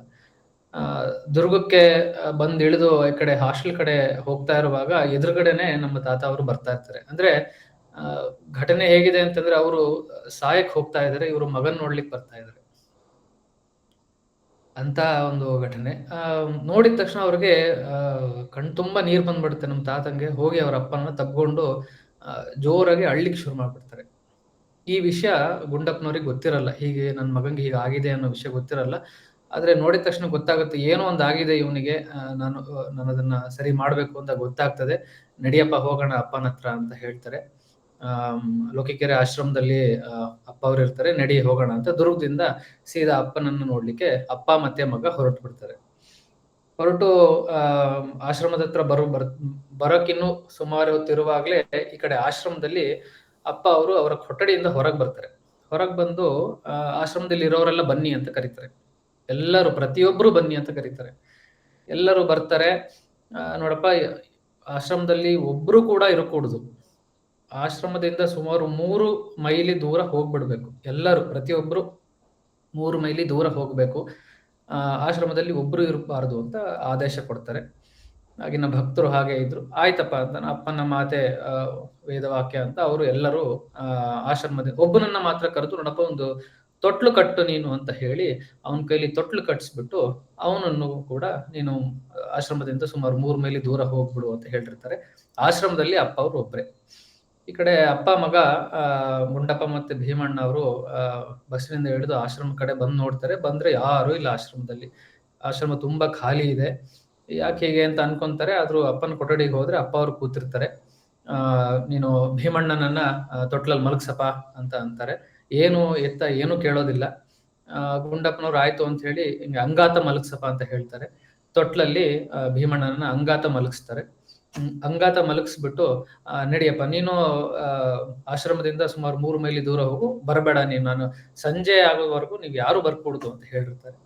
ಸರಿ ಅಂತ ಗುಂಡಪ್ಪನವರು ಸರಿ ಆಯ್ತಪ್ಪ ಅಂತ ಹೇಳ್ಬಿಟ್ಟು ಅವರು 3 ಕಿಲೋಮೀಟರ್ 3 ಮೈಲಿ ದೂರ ಹೋಗ್ಬಿಡ್ತಾರೆ. ಈ ಕಡೆ ಅಪ್ಪ ಅವರು ಅವರ ದಂಡ ಹಿಡ್ಕೊಂಡು ನಮ್ಮ ತಾತನವರ ಬೆನ್ನಿಗೆ ಇಲ್ಲಿಂದ ಅವರು ಓಂಕಾರ ಪ್ರಣವ ಇದರಿಂದ ಪ್ರಣವ ಮಂತ್ರದಿಂದ ದಂಡ ತಗೊಂಡು ಅವರ ಬೆನ್ನನ್ನು ಮುಟ್ತಾರೆ. ಮುಟ್ಟಿದಾಗ ನಮ್ಮ ತಾತ ಅವರು ಹೇಳ್ತಿದ್ರು ಈ ವಿಷಯ. ಎಷ್ಟು ನೋವಿತ್ತು ಅಂತಂದ್ರೆ ಅಷ್ಟು ನೋವಿತ್ತು. ಆದ್ರೆ ಅವ್ರ ದಂಡ ಇಟ್ಟ ಕೂಡಲೇ ಏನೋ ಒಂದು ಐಸ್ ಇಟ್ಟ ಹಾಗೆ ಭಾಸ ಆಯ್ತು. ತಣ್ಣಗಾಯ್ತು, ನನಗೆ ನೋವೆಲ್ಲ ಹೋದಂಗಾಯ್ತು ಅಂತ ನಮ್ಮ ತಾತ ಹೇಳ್ತಿದ್ರು ಈ ವಿಷಯನ. ದಂಡ ಬೆನ್ನ ಮೇಲಿಟ್ಟು ಮೆಲ್ಲಕ್ಕೆ ಸವರ್ಲಿಕ್ಕೆ ಶುರು ಮಾಡ್ತಾರೆ. 3 ಬಾರಿ ಸವರ್ತಾರೆ. ಓಂಕಾರ ಹೇಳ್ಕೊಂಡು ಜೋರಾಗಿ ಓಂಕಾರ ಹೇಳ್ಕೊಂಡು 3 ಬಾರಿ ಅವರ ಬೆನ್ನನ್ನ ಸವರ್ತಾರೆ. ಆಗ ಬೆನ್ನಲ್ಲಿದ್ದಂತ ನೋವೆಲ್ಲ ಅವ್ರಿಗೆ ಮಾಯ ಆಗಿ ಒಂದು ತಣ್ಣಗ ಆಗುವಂತಹ ಒಂದು ಭಾವನೆ ಬರ್ತದೆ. ಆದ್ರೆ ಒಂದು ಘಟನೆ ನಡೆದು ಬಿಡುತ್ತೆ. ಅಲ್ಲಿ ಈ ವಿಷಯ ಜಾನಕನವರಿಗೆ ಗೊತ್ತಿರಲ್ಲ. ಜಾನಕ ಹಿತ್ಲ ಕಡೆ ಹೋಗಿರ್ತಾರೆ. ಅವ್ರಿಗೆ ಈ 3 ಮೈಲಿ ದೂರ ಹೋಗ್ರಿ ಅಂತ ಹೇಳಿದಂತ ವಿಷಯ ಗೊತ್ತಿರಲ್ಲ. ಇನ್ನೆಲ್ಲರೂ ಹೋಗಿರ್ತಾರೆ, ಇವರೊಬ್ರು ಉಳ್ಕೊಂಡಿರ್ತಾರೆ. ಅವ್ರು ಆಗ ಬರ್ತಾರೆ. ಬಂದ್ಬಿಟ್ಟು ಅಪ್ಪ ಅವರ ಕೊಠಡಿ ಒಳಗೆ ಬಂದು, ಅಯ್ಯೋ ಭೀಮಣ್ಣ ಬಂದಿದ್ದಾನೆ, ಏನ್ ಭೀಮಣ್ಣ ಅಂತ ಮಾತಾಡ್ಕೊಂತ ಬರ್ತಾರೆ. ಅಪ್ಪನ ದಂಡ ಹೋಗಿ ಜಾನಕನ ಕೈ ಮುಟ್ಬಿಡುತ್ತೆ. ಎಂತ ಅಯ್ಯಯ್ಯೋ ಜಾನಕ, ಎಂತ ಕೆಲಸ ಮಾಡಿದೆಲ್ಲವ ಅಂತ ಹೇಳ್ತಾರೆ. ಏನಂತಂದ್ರೆ ನಮ್ಮ ತಾತನಿಗೆ ಹೇಗೆ ಬೆನ್ನು ಫಣಿ ಆಗಿತ್ತು ಮತ್ತೆ ಅದೇ ರೀತಿಯಲ್ಲಿ ಜಾನಕನವ್ರಿಗೆ ಆಗ್ಬಿಡುತ್ತೆ. ಆಮೇಲೆ ಮತ್ತೆ ಜಾನಕನವ್ರಿಗೂ ಕೂಡ ಮತ್ತೆ ಇನ್ನು 15 ದಿವಸ ಅವರು ಶುಶ್ರೂಷೆ ಮಾಡಿ ಅವರಿಗೂ ಅದು ಮುಂದೆ ಸರಿ ಹೋಗ್ತದೆ. ಹೀಗೆ ಇದೊಂದು ಘಟನೆ. 2ನೇ ಘಟನೆ ಯಾಕೆ ಹೇಳಿದೆ ಅಂತಂದ್ರೆ, ಚಿಕ್ಕ ವಯಸ್ಸಿನಲ್ಲಿ ನಡೆದಂತ ಒಂದು ಘಟನೆ, ಮಧ್ಯ ವಯಸ್ಸಿನಲ್ಲಿ ಒಂದು ನಡೆದ ಘಟನೆ. ಇವೆರಡರಲ್ಲೂ ನಮ್ಮ ತಾತ ಅವರು ಇಷ್ಟೊತ್ತಿಗೆ ಇರಬಾರ್ದಾಗಿತ್ತು. ನಾವೆಲ್ಲರೂ ಇರಬಾರ್ದಾಗಿತ್ತು. ಅವರು ಸಾಯ್ಲಿಕ್ಕೆ ಹೊರಟಂತವ್ರನ್ನ ಮೃತ್ಯುವಿನಿಂದ ಅಪ್ಪ ಅವರು ಹೊರ ಕರ್ಕೊಂಡು ಬಂದ್ರು. ಇದು ಎರಡನೇ ಘಟನೆ.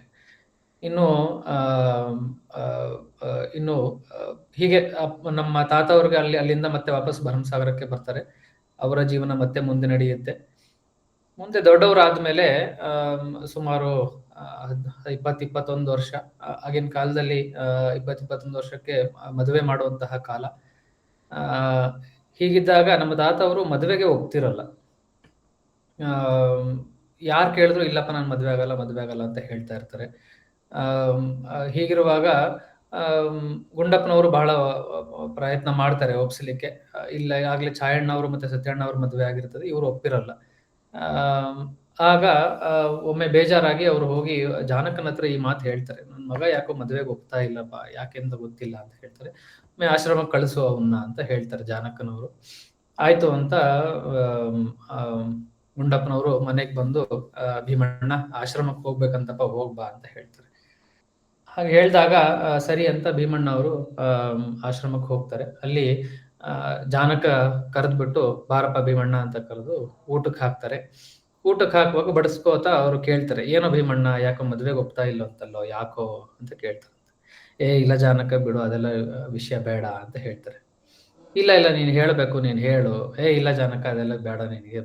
ಜಾನಕನವರು ಹಠದಲ್ಲಿ ಫೇಮಸ್ಸು ಅಂತ ಹೇಳ್ತಾರೆ. ಒಂದು ವಿಷಯ ಹಿಡ್ಕೊಂಡ್ರು ಅಂದ್ರೆ ಬಿಡ್ತಿರ್ಲಿಲ್ಲ ಅಂತ. ಇಲ್ಲ ನೀನು ಹೇಳಲೇಬೇಕು, ನೀನು ಯಾಕೆ ಅಂತ ಹೇಳಬೇಕು. ಕೊನೆಗೆ ನಮ್ಮ ತಾತ ಅವ್ರು ಹೇಳ್ತಾರೆ, ಇಲ್ಲ ಒಬ್ರು ಪ್ರಸಿದ್ಧವಾದ ಜ್ಯೋತಿಷಿಕಾರರು ಇದ್ದಾರೆ, ಅವರು ನನಗೆ ಹೇಳಿದ್ದಾರೆ, ನನಗೆ ನನ್ನ ಆಯಸ್ಸು ಬರೀ 28 ವರ್ಷ ಅಂತೆ ಅಂತ ಹೇಳ್ಬಿಟ್ಟಿದ್ದಾರೆ. ಸುಮ್ಮನೆ ಒಂದು ಹುಡುಗಿ ಮದುವೆ ಆಗಿ ನಾನು ಆ ಹುಡುಗಿ ಬಾಳ್ನ ಯಾಕೆ ಹಾಳು ಮಾಡ್ಲಿ ಅಂತ ನಾನು ಮದುವೆಗೆ ಒಪ್ತಾ ಇಲ್ಲ ಅಂತ ಹೇಳಿದ್ರಂತೆ. ಈಗ ಹೇಳಿದಾಗ ಅಂದ್ರೆ ಆಗಿನ ಕಾಲದಲ್ಲಿ ಭಕ್ತರು ಹೇಗಿದ್ರು ಅನ್ನೋದಕ್ಕೆ ಇವೇ ಒಂದು ಉದಾಹರಣೆ.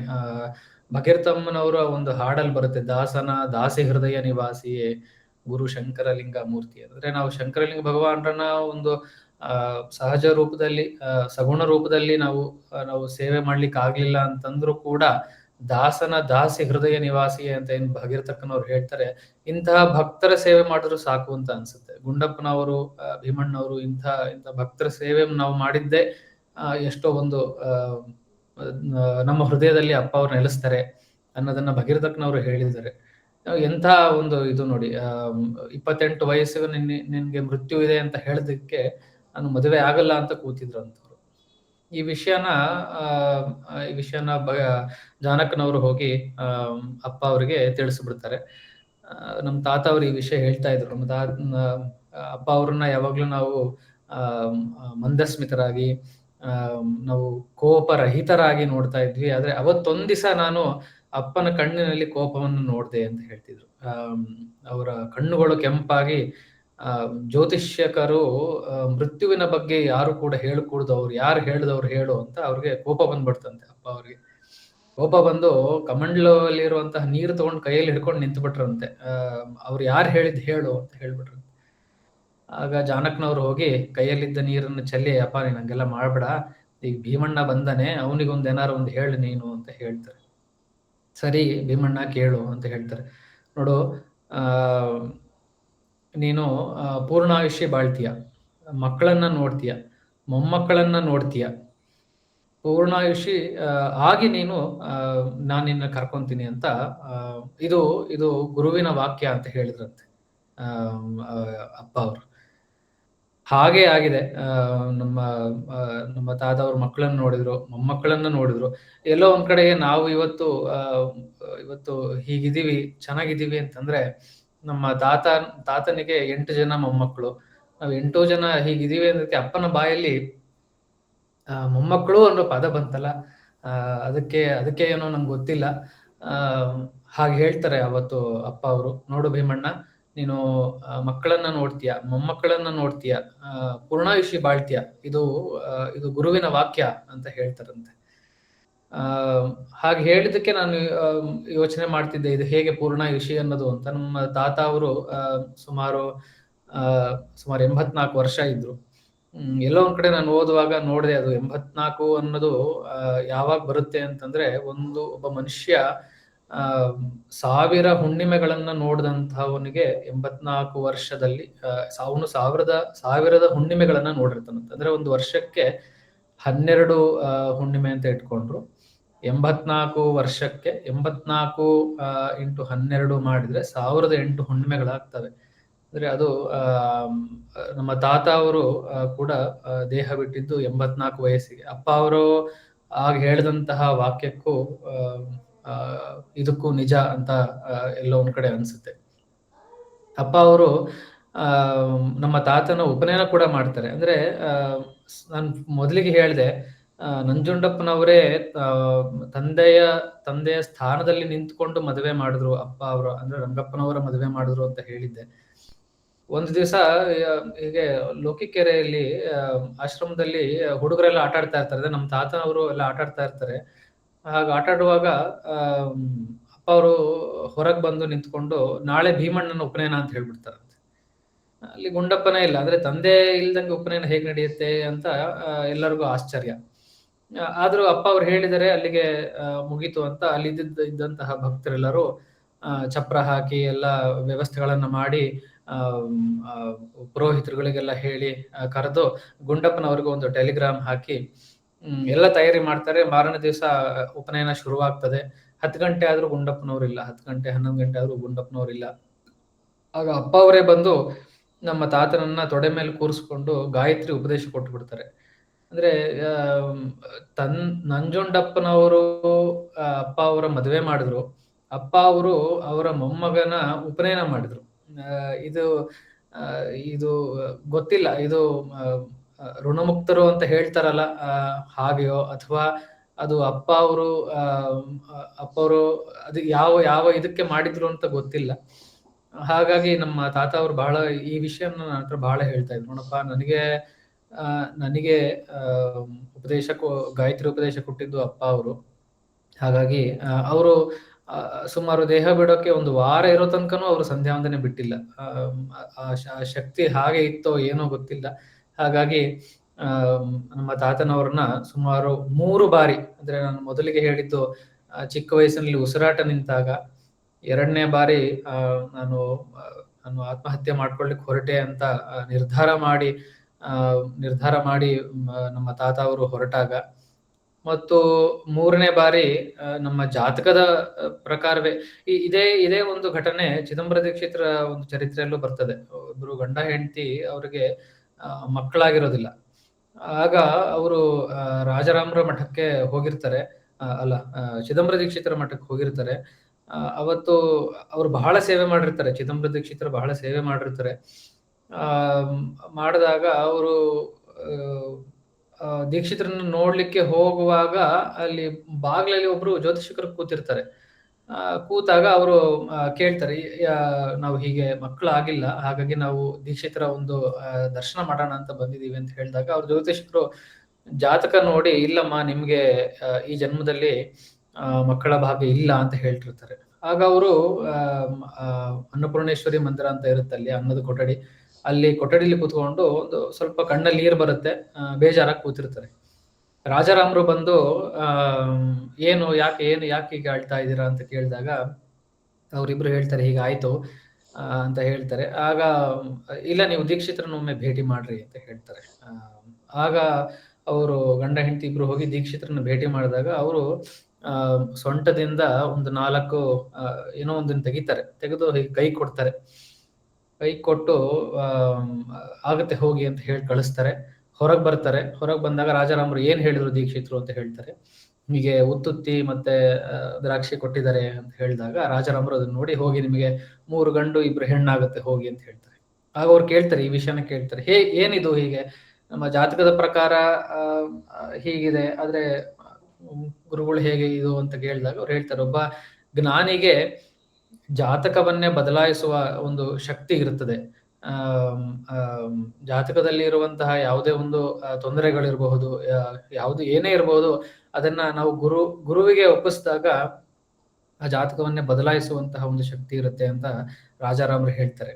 ಇದೇ ಘಟನೆ ನಾವು ಅಪ್ಪ ಅವರ ಚರಿತ್ರೆಯಲ್ಲೂ ನೋಡಬಹುದು. ನಮ್ಮ ತಾತ ಅವ್ರಿಗೆ ಇದನ್ನ ಹೇಳಿದಂಥವ್ರು ಅಂತಿಂತವ್ರಲ್ಲ, ಬಹಳ ಜ್ಯೋತಿಷ್ಯದಲ್ಲಿ ಬಹಳ ಒಂದು ಜ್ಞಾನವನ್ನ ಇಟ್ಕೊಂಡಂತವ್ರೆ ಹೇಳಿರ್ತಾರೆ.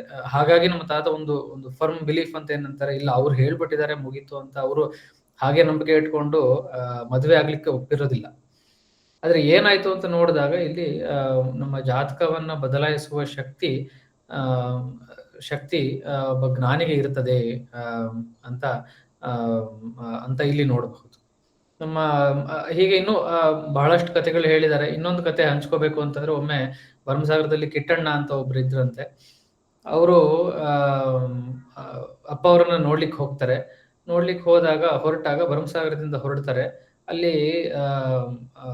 ಅಲ್ಲಿ ಬಸ್ ಸ್ಟೇಷನ್ ಅಲ್ಲಿ ಒಬ್ಬ ಮಾವಿನ ಹಣ್ಣು ಮಾರ್ತಾ ಇರ್ತಾನೆ. ಅವನು 1 kg ಮಾವಿನ ಹಣ್ಣು ಇಸ್ಕೊಂಡು ತಗೊಂತಾರೆ. ಒಂದು ಸುಮಾರು 6 ಏನೋ ಮಾವಿನ ಹಣ್ಣು ಬರುತ್ತೆ. ಅವ್ರಿಗೆ ಹಸಿವಾಗಿರುತ್ತೆ. ಹಸಿವಾದಾಗ 3 ನಾನ್ ತಿನ್ನೋಣ, ಇನ್ನು 3 ಅಪ್ಪನಿಗೆ ಕೊಡೋಣ ಅಂತ ಅನ್ಕೊಂತಾರೆ. ಅಷ್ಟರಲ್ಲಿ ಬಸ್ ಬಂದ್ಬಿಡುತ್ತೆ. ಸರಿ ಅಂತ ಅವರು ಹತ್ತಿ ಸೀದಾ ಚಿತ್ರದುರ್ಗಕ್ಕೆ ಬಂದು ಇಳಿತಾರೆ. ಅಲ್ಲಿ ಇಳಿದು ರೈಲ್ವೆ ಸ್ಟೇಷನ್ ಅಲ್ಲಿ ಕೂತು ಹಣ್ಣನ್ನು ತಿಂದು ಬಿಡೋಣ ಅಂತ ಅನ್ಕೊಂತಾರೆ. ಆ ರೈಲ್ವೆ ಸ್ಟೇಷನ್ಗೆ ಹೋಗ್ತಾರೆ. ಆದ್ರೆ ಅಲ್ಲಿ ರೈಲು ಬಂದ್ಬಿಡುತ್ತೆ. ಬಂದಾಗ ಅಯ್ಯೋ, ಆಗಿನ ಕಾಲದಲ್ಲಿ ಸ್ವಲ್ಪ ಎಂಜಲು ಮುಸ್ರೆ ಇವೆಲ್ಲ ಇದ್ದಂತಹ ಕಾಲ. ಇಲ್ಲ, ನಾನು ಇಲ್ಲಿ ತಿನ್ನೋದು ಬೇಡ ಅಂತ ಅನ್ಸುತ್ತೆ. ಅಲ್ಲೂ ಹೋಗಿ ತಿನ್ನೋಣ, ಹೊಳಲ್ಕೆರೆಗೆ ಹೋಗಿ ತಿನ್ನೋಣ ಅಂತ ಅನ್ಕೊಂತಾರೆ. ಹೊಳಲ್ಕೆರೆಗೆ ಟ್ರೈನಲ್ಲಿ ಹೋಗ್ತಾರೆ. ಅಲ್ಲಿ ಇಳಿದು ತಿನ್ನೋಣ ಅಂತ ಅನ್ಕೊಂಡಿರ್ತಾರೆ. ಅಷ್ಟೊತ್ತಿಗೆ ಅಲ್ಲೊಬ್ಬ ಬಂಡಿ ಅವನು ಬರ್ತಾನೆ. ಅವನು ಮಾಳೆನಹಳ್ಳಿ ಕಡೆ ಹೊರಟಿರ್ತಾನೆ. ಅಪ್ಪ ಅವರು ಮಾಳೆನಹಳ್ಳಿ ಇರ್ತಾರ ಅವಾಗ. ಆ ಬಂಡಿ ಅವನ ಜೊತೆಗೆ ಸರಿ ಅಂತ ಬಾರಪ್ಪ ಅಂತ ಬಂಡಿ ಹತ್ತಿ ಮಾಳೆನಹಳ್ಳಿ ಸೀದಾ ಹೋಗಿ ಬಿಡ್ತಾರೆ. ಹೋದಾಗ ಅಲ್ಲಿ ಅಪ್ಪ ಅವ್ರ ಮುಂದೆ ಹೋಗಿ 6 ಮಾವಿನ ಹಣ್ಣನ್ನ ಇಡ್ತಾರೆ. ಆದ್ರೆ ಹೇಗೆ ಒಬ್ಬ ಜ್ಞಾನಿಯು ಹೇಗಿರ್ತಾರೆ ಅಂತ ಹೇಳಲಿಕ್ಕೆ ಅಪ್ಪ ಅವರು, ನೋಡಪ್ಪ, ಈ 3 ಬಾಳೆಹಣ್ಣನ್ನ ಕುತ್ಕೊಂಡು ಇಲ್ಲಿ ತಿನ್ನು ಅಂತ ಹೇಳ್ತಾರೆ. ಆಯ್ತಪ್ಪ ಅಂತ ಹೇಳ್ಬಿಟ್ಟು ಅವರು 3 ಮಾವಿನ ಹಣ್ಣನ್ನು ತಿಂದು, ಇನ್ನು 3 ಉಳಿದಿದೆಯಲ್ಲ ಅದನ್ನ ನನಗೆ ಕೊಡು ಅಂತ ಹೇಳ್ತಾರೆ. ಅಂದ್ರೆ ಇಂಥ ಕಥೆಗಳನ್ನ ನಮ್ಮ ತಾತ ಅಂದ್ರೆ ಭೀಮಣ್ಣವ್ರು ಬಹಳಷ್ಟು ಹಂಚ್ಕೊಂತ ಇದ್ರು. ನಮ್ಮ ತಾತ, ಯಾಕೆಂದ್ರೆ ನಮ್ಮ ತಾತ ಸುಮಾರು 22 ವರ್ಷ ಇರುವವರೆಗೂ ಅಪ್ಪ ಅವರ ಒಂದು ಸನಿಹದಲ್ಲೇ ಇದ್ದಂತಹವರು. ಅವರ ಅವರ ಜೀವನವನ್ನ ತುಂಬಾ ಹತ್ತಿರದಿಂದ ನೋಡಿದಂಥವ್ರು. ಹಾಗೂ ಅವರ ಅಪ್ಪ ಅವರ ದೇಹ ಬಿಟ್ಟ ಮೇಲೂ ಕೂಡ ಅವರ ಸೇವೆಯನ್ನ ಮಾಡಿದಂಥವ್ರು. ಇವರ ಇಂಥವರ ಒಂದು ಇಂಥ ಭಕ್ತರ ಒಂದು ಸೇವೆ ನಾವು ಮಾಡಿದ್ರೆ ಸಾಕು ಅಂತ ಎಲ್ಲ ಒಂದ್ ಕಡೆ ಅನ್ಸುತ್ತೆ. ಹೇಗೆ ನಾನು ಹೇಳಿದಂಗೆ ಭಗೀರಥಕ್ಕನವರು ದಾಸನ ದಾಸಿ ಹೃದಯ ನಿವಾಸಿ ಅಂತ ಹೇಳ್ತಾರಲ್ಲ, ಹಾಗೆ ಇಂಥವ್ರ ಸೇವೆ ಮಾಡಿದ್ರು ಸಾಕು, ಇಷ್ಟು ಸಿಕ್ಕಿದ್ದೆ ನಮಗೆ ಎಷ್ಟೋ ಒಂದು ಪುಣ್ಯ ಅಂತ. ನಾವ್ ಇವತ್ತಿಲ್ಲಿ ಕೂತಿದೀವಿ, ನಾವು ಅವರ ಮಕ್ಕಳು, ಅವರ ಮೊಮ್ಮಕ್ಕಳು ಈ ವಿಷಯಗಳನ್ನ ಇಲ್ಲಿ ಎಲ್ಲರ ಹತ್ರನು ಹಂಚ್ಕೊಂತಿದೀವಿ ಅಂತಂದ್ರೆ ಅಪ್ಪ ಅವರು ನಮ್ಮ ತಾತನನ್ನ ಮೃತ್ಯುವಿನಿಂದ ಕಾಪಾಡಿದ್ದೇ ಒಂದು ಕಾರಣ. ಮತ್ತೆ ಇದನ್ನ ಪವಾಡ ಅಂತಿರೋ ಅಥವಾ ಇನ್ನೊಂದು ಅಂತಿವೋ ನಮಗೆ ಗೊತ್ತಿಲ್ಲ. ಒಂದು ಫಿಸಿಕ್ಸ್ ಅಲ್ಲಿ ಒಂದು ಎಕ್ಸ್ಪೆರಿಮೆಂಟ್ ಮಾಡ್ತಾರೆ, ಡಬಲ್ ಸ್ಲಿಟ್ ಎಕ್ಸ್ಪೆರಿಮೆಂಟ್ ಅಂತ ಹೇಳ್ತಾರೆ. ಅಂದ್ರೆ ಒಂದು ಬೆಳಕನ್ನ ಎರಡು ಉದ್ದನೆಯ ಒಂದು ಸ್ಲಿಟ್ ಅಂತ ಏನಂತಾರೆ, ತೂತು ಅಂತ ಏನಂತಾರೆ, ಅದರಲ್ಲಿ ಕಳಿಸಿದಾಗ ಅವರಿಗೆ ಒಂದು ಶಕ್ತಿ ರೂಪದಲ್ಲಿ ಹೊರಗೆ ಬರುತ್ತೆ ಬೆಳಕು. ಆದ್ರೆ ಎಲ್ಲೋ ಆ ಸ್ಲಿಟ್ ಅಲ್ಲಿ ಒಂದು ಅಬ್ಸರ್ವರ್ನ ಇಟ್ಟಾಗ ಆ ಬೆಳಕು ಕಣದ ರೂಪದಲ್ಲಿ ಹೊರಗೆ ಬರುತ್ತಂತೆ. ಅಂದ್ರೆ ಬೆಳಕಿಗೆ ಹೇಗ್ ಗೊತ್ತಾಯ್ತು ಇದು ನನ್ನನ್ನು ಯಾರೋ ಒಬ್ರು ನೋಡ್ತಾ ಇದ್ದಾರೆ ಅಂತ ಇವತ್ತಿನವರೆಗೂ ಸೈಂಟಿಸ್ಟ್ಗಳಿಗೆ ಅದನ್ನ ಸಾಲ್ವ್ ಮಾಡ್ಲಿಕ್ಕೆ ಆಗದೆ ಇರುವಂತಹ ಒಂದು ಮಿಸ್ಟ್ರಿ. ಏನು ವೇವ್ ಪಾರ್ಟಿಕಲ್ ಡ್ಯುಯಾಲಿಟಿ ಅಂತ ಬರುತ್ತೆ ಫಿಸಿಕ್ಸ್ ಅಲ್ಲಿ. ಯಾಕೆ ಈ ವಿಷಯ ಹಂಚ್ಕೊಂಡೆ ಅಂತ ಅಂದ್ರೆ, ಚರಿತ್ರೆಯನ್ನ ಓದೋದು ತತ್ವವನ್ನ ಅರಿತುಕೊಳ್ಳಲಿಕ್ಕೆ, ಅದರಲ್ಲಿ ತತ್ವವನ್ನ ಹೇಗೆ ಅರಿಬೇಕು, ಹೇಗೆ ಅರಿತುಕೊಳ್ಬೇಕು ಅಂತ ಅಂದಾಗ ಅದರಲ್ಲಿ ಒಂದು ಭಾವನೆ ಬರಬೇಕು. ಆ ಭಾವನೆ ಹೇಗ್ ಬರುತ್ತೆ, ಅವ್ರ ಜೊತೆ ಇದ್ದಾಗ ಪವಾಡಗಳು ನಡೆದ್ಬಿಡ್ತವೆ. ನಾವು ನೋಡಿರ್ತೀವಿ, ಒಮ್ಮೆ ಸಪ್ತಾಹದಲ್ಲಿ ಮರಳನ್ನ ತಂದು ಹೇಗೆ ಅಪ್ಪ ಅವರು ಕಾಫಿಯನ್ನ ಮಾಡಿ ಹಂಚಿದ್ರು ಅನ್ನೋ ಇದೆಲ್ಲ ಬರುತ್ತೆ, ಪವಾಡಗಳೆಲ್ಲ ಬರುತ್ತೆ. ಹಾಗೆ ಯಾವ್ದೋ ಒಂದು ಹುಡುಗಿಗೆ ಮುರುಗೋಡು ಯಾತ್ರೆಯಲ್ಲಿ ನಡೆಯುವಾಗ ಒಂದು ಹುಡುಗಿಗೆ ಬ್ರಹ್ಮ ರಾಕ್ಷಸ ಬಾಧೆ ಇತ್ತು, ಅದನ್ನ ಹೇಗೆ ಅಪ್ಪ ಅವರು ತೀರಿಸಿದ್ರು. ಇವೆಲ್ಲವನ್ನು ನಾವು ನೋಡಿದಾಗ ಇದನ್ನ ಪವಾಡಗಳು ಅಂತ ಅನ್ಬೇಕು. ಹಾಗೂ ಯಾಕೆ ಅನ್ಬೇಕು ಅಂತಂದ್ರೆ ಅದರಲ್ಲಿ ಒಂದು ಭಾವನೆ ಬರ್ಬೇಕು. ಆ ಭಾವನೆ ಬಂದಾಗ ತತ್ವ ಅರ್ಥ ಆಗ್ತದೆ ಅಂತ ಅಪ್ಪ ಅವ್ರು ಹೇಳ್ತಿದ್ರಂತೆ. ನಾವು ಪ್ರೇಮದಿಂದ ಗೆಲ್ಲು ಅಂತ ಒಂದು ಚರಿತ್ರೆಯಲ್ಲಿ ಬರ್ತದೆ. ಭಕ್ತಿಯ ಪರಾವಶ್ಯವೇ ತುರ್ಯ ಎಂದು ಭಗವಾನರು ಹೇಳುತ್ತಿದ್ದರು, ಪ್ರೇಮದಿಂದ ಗೆಲ್ಲು ಎಂದು ಹೇಳುತ್ತಿದ್ದರು. ಅಂದ್ರೆ ಈ ವಿಷಯಗಳನ್ನ ಯಾಕೆ ಹಾಕಿದ್ದಾರೆ, ಪವಾಡಗಳನ್ನ ಕಮ್ಮಿ ಯಾಕೆ ಹಾಕಿದ್ದಾರೆ ಅಂತಂದ್ರೆ ಇದೇ ಒಂದು ಕಾರಣಕ್ಕೆ. ಪುಸ್ತಕದಲ್ಲಿರುವುದು ತತ್ವಕ್ಕೆ ಇರ್ಲಿ, ಪವಾಡಗಳು ಭಕ್ತರಿಗಿರ್ಲಿ ಅಂತ. ಅಂದ್ರೆ ಇನ್ನೊಬ್ರು ಯಾರೋ ಒಬ್ರು ಥರ್ಡ್ ಪಾರ್ಟಿ ನಾವು ಚರಿತ್ರೆಯನ್ನು ಓದಿದಾಗ್ಲೂ ಇದೇ ಭಾವನೆ ಬರುತ್ತೆ ಅಂತ ಅಂದ್ರೆ ತತ್ವವು ಹೆಚ್ಚಿದ್ದಾಗ ಆ ಭಾವನೆ ಬರ್ತದೆ. ಇವ್ರು ಯಾಕೆ ಹಿಂಗ್ ಮಾಡಿದ್ರು, ಈ ಚರಿತ್ರೆಯಲ್ಲಿ ಅಪ್ಪ ಅವರ ಜೀವನದಲ್ಲಿ ಈಗ ಯಾಕೆ ಹೀಗೆ ನಡೀತು ಅಂದಾಗ ಅದ್ರ ಹಿಂದಿನ ಒಂದು ತತ್ವವನ್ನು ನಾವು ಅರ್ಥಕೊಳ್ಬೇಕು. ಆ ತತ್ವ ಅರ್ಥಕೊಳ್ಬೇಕು ಅಂತಂದ್ರೆ ನಾವು ಉಪನಿಷತ್ತುಗಳನ್ನು ಓದಿರ್ಬೇಕು, ಮತ್ತೊಂದು ಓದಿರ್ಬೇಕು. ಅಥವಾ ಅದನ್ನ ಓದಿಲ್ಲ ಅಂದಾಗ್ಲೂ ಈ ಪವಾಡಗಳು ನಮ್ಮನ್ನ ಆ ಭಾವನೆ ಬರ್ಲಿಕ್ಕೆ ಸಹಾಯ ಮಾಡ್ತವೆ. ನಾವು ನಂಬಿರೋದು ಇದು ಪವಾಡ ಅಂತಾನೆ. ಇದು ಅಪ್ಪ ಅವರು ನಮ್ಮ ಒಂದು ಸಂಸಾರಕ್ಕೆ, ಅವ್ರ ಸಂಸಾರಕ್ಕೆ ಒಮ್ಮೆ ಬಂದಾಗ ಜಾತಕವನ್ನ ತೆಗೆದು ನೋಡ್ಸಿದ್ರಂತೆ. ಯಾರದ್ದು, ಭೀಮಣ್ಣ, ಚಾಯಣ್ಣ, ಸತ್ಯಣ್ಣ ಇವ್ರದೆಲ್ಲ ಜಾತಕ ತೆಗೆದು ನೋಡ್ಸಿದಾಗ ಸ್ವಲ್ಪ ಕಷ್ಟಗಳಿದಾವೆ ಅಂತ ಅವ್ರಿಗೆ ಕಾಣುತ್ತದ್ರಲ್ಲಿ. ಆದ್ರೆ ಅವರೊಂದು ಮಾತು ಹೇಳ್ತಾರೆ, ನೋಡಪ್ಪ, ನೀವು ಯಾವುದೋ ಒಂದು ಹಿಂದಿನ ಜನ್ಮದ ಯಾವುದೋ ಒಂದರಿಂದ ನೀವು ಕಷ್ಟಗಳನ್ನ ಅನುಭವಿಸ್ತಾ ಇದ್ದೀರಾ. ಆದ್ರೆ ಗುರುನಾಥ ಇದ್ದಾನೆ, ಎಲ್ಲಾ ಕಷ್ಟಗಳಿಂದ ಪರಿಹಾರ ಮಾಡ್ತಾನೆ ಅಂತ ಒಂದು ಮಾತು ಕೊಡ್ತಾರೆ ಅಪ್ಪ ಅವರು. 3 ಜನಕ್ಕೂ, ಸತ್ಯಣ್ಣ, ಚಾಯಣ್ಣ, ಭೀಮಣ್ಣ ಅವ್ರಿಗೆ 3 ಜನಕ್ಕೂ ಒಂದು ಮಾತು ಕೊಡ್ತಾರೆ. ಹಾಗೇ ನಡೀತು. ಕಷ್ಟಗಳಿದ್ದ ನೀವು ಈ ಭಾಗವು ಚರಿತ್ರೆಯಲ್ಲಿ ಬಂದಿದೆ. ಗುಂಡಪ್ಪನವರಿಗೊಮ್ಮೆ ಬಹಳಷ್ಟು ಸಾಲ ಬಾಧೆ ಆಗ್ಬಿಟ್ಟಿರುತ್ತೆ. ಆಗ ಅವರು ಮನೆ ಮಠ ಎಲ್ಲ ಮಾರಿ, ನಾವು ಮನೆ ಮಠಗಳನ್ನೆಲ್ಲ ಮಾರಿ ನಾನು ಊರನ್ನೇ ಬಿಟ್ಟು ಬಿಡೋಣ ಅಂತ ಒಂದು ನಿರ್ಧಾರಕ್ಕೆ ಬಂದ್ಬಿಟ್ಟಿರ್ತಾರೆ. ಅಷ್ಟು ಕಷ್ಟ ಬಂದ್ಬಿಟ್ಟಿರುತ್ತೆ. ಆಗ ಅಪ್ಪ ಅವರನ್ನ ನೋಡಕ್ ಹೋಗಿರ್ತಾರೆ. ಅಪ್ಪ ಅವರನ್ನ ನೋಡ್ಲಿಕ್ಕೆ ಹೋದಾಗ ಅವರು ಬಂದವ್ರನ್ನೆಲ್ಲರನ್ನು ಊಟ ಮಾಡದೆ ಕಳಿಸ್ತಿರಲಿಲ್ಲ, ಊಟಕ್ಕೆ ಹಾಕದೆ ಕಳಿಸ್ತಿರ್ಲಿಲ್ಲ ಅಪ್ಪ ಅವರು. ಆದ್ರೆ ಅವತ್ತು ಮಾತ್ರ ಬಂದ ತಕ್ಷಣ ಒಂದು ತಾಂಬೂಲ ಕೊಟ್ಟು, ನೀನು ಇವತ್ತೇ ರಾತ್ರಿ ನೀನು ಭರಮಸಾರಕ್ಕೆ ಹೋಗ್ಬೇಡಪ್ಪ ಅಂತ ಹೇಳಿ ಕಳಿಸ್ತಾರೆ. ಇದೊಂಥರ ಸ್ವಲ್ಪ ವಿಚಿತ್ರವಾಗಿ ಕಾಣುತ್ತೆ.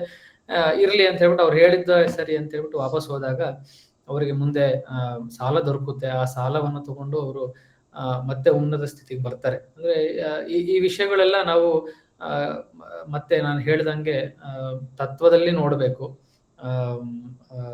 ಅಪ್ಪವರ ಜೀವನ ಚರಿತ್ರೆ ನಾನು ಮತ್ತೆ ಹೇಳ್ತಿರ್ತೀನಿ. ಅಪ್ಪ ಅವರ ಪುಸ್ತಕವನ್ನು ಓದೋದು ಒಂದೇ, ಉಪನಿಷತ್ತುಗಳನ್ನು ಓದೋದು ಒಂದೇ ಅಂತ. ಹಾಗಾಗಿ ಆ ತತ್ವದಲ್ಲಿ ನೋಡಿದಾಗ ಹೌದಪ್ಪ, ನೋ ತತ್ವಂ ತತ್ವಮೇಕಂ ಸಹಜ ಸಮರಸಂ ಸದ್ಗುರುಂ ತನ್ನಮಾಮಿ ಅಂತ ಹೇಳ್ತಾರೆ. ಅಪ್ಪ ಅವರಿಗೆ ಒಂದು ತತ್ವ ಅನ್ನೋದಿಲ್ಲ, ಅಪ್ಪ ಅನ್ನೋದೇ ಒಂದು ತತ್ವ ಅಂತ ಏನ್ ಹೇಳ್ತೀವಿ, ಆ ತತ್ವ ನಮಗೆ ಅರ್ಥ ಆಗ್ತದೆ ಅಂತ ಅನ್ಸುತ್ತೆ. ಇಷ್ಟು ಹೇಳಿ ಇವತ್ತಿನ ಒಂದು ಚರಿತ್ರೆ ಭಾಗ ಅಂತ ಹೇಳ್ತೀನೋ ಅಥವಾ ನಮ್ಮ ಜೀವನ ಅಂತ ಹೇಳ್ತೀವೋ ಗೊತ್ತಿಲ್ಲ, ಇಷ್ಟು ಹೇಳಿ ಇವತ್ತಿನ ಒಂದು ಪ್ರವಚನವನ್ನ ಮುಗಿಸ್ತಾ ಇದೀವಿ. ಹರಿ ಓಂ ತತ್ಸತ್. ಶ್ರೀಕೃಷ್ಣಾರ್ಪಣಮಸ್ತು.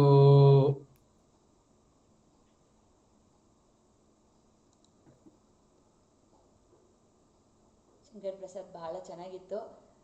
ನೀವು ಹಿರಿಯರಿಂದ ತಿಳಿದ ವಿಷಯನ ಹೇಳ್ತೀನಿ ಅಂತ ಹೇಳಿದ್ರಿ. ಅದು ಹಿರಿಯರು ಅಂತ ಬಂದಾಗ ಅಪ್ಪನ ಜೊತೆಗೆ ಇದ್ದವರು, ಅವರನ್ನು ಕಂಡವರು, ಜೊತೆಗೆ ಸೇವೆ ಮಾಡಿದವರು, ಅವ್ರ ರೀತಿ ನೀತಿ ಅವ್ರು ಹೇಗಿರ್ತಾ ಇದ್ರು, ಅದೆಲ್ಲ ನಿಜವಾಗ್ಲೂ ಅದು ಎಷ್ಟು ನಾವು ಕೇಳಿದ್ರು ನಮಗೆ ಒಂದು ಇನ್ಸ್ಪಿರೇಷನ್. ಅದು ಯಾವಾಗಲೂ ಇವತ್ತು ಹೇಳಿದ ಒಂದು ವಿಚಾರಗಳು ಅಷ್ಟೇ.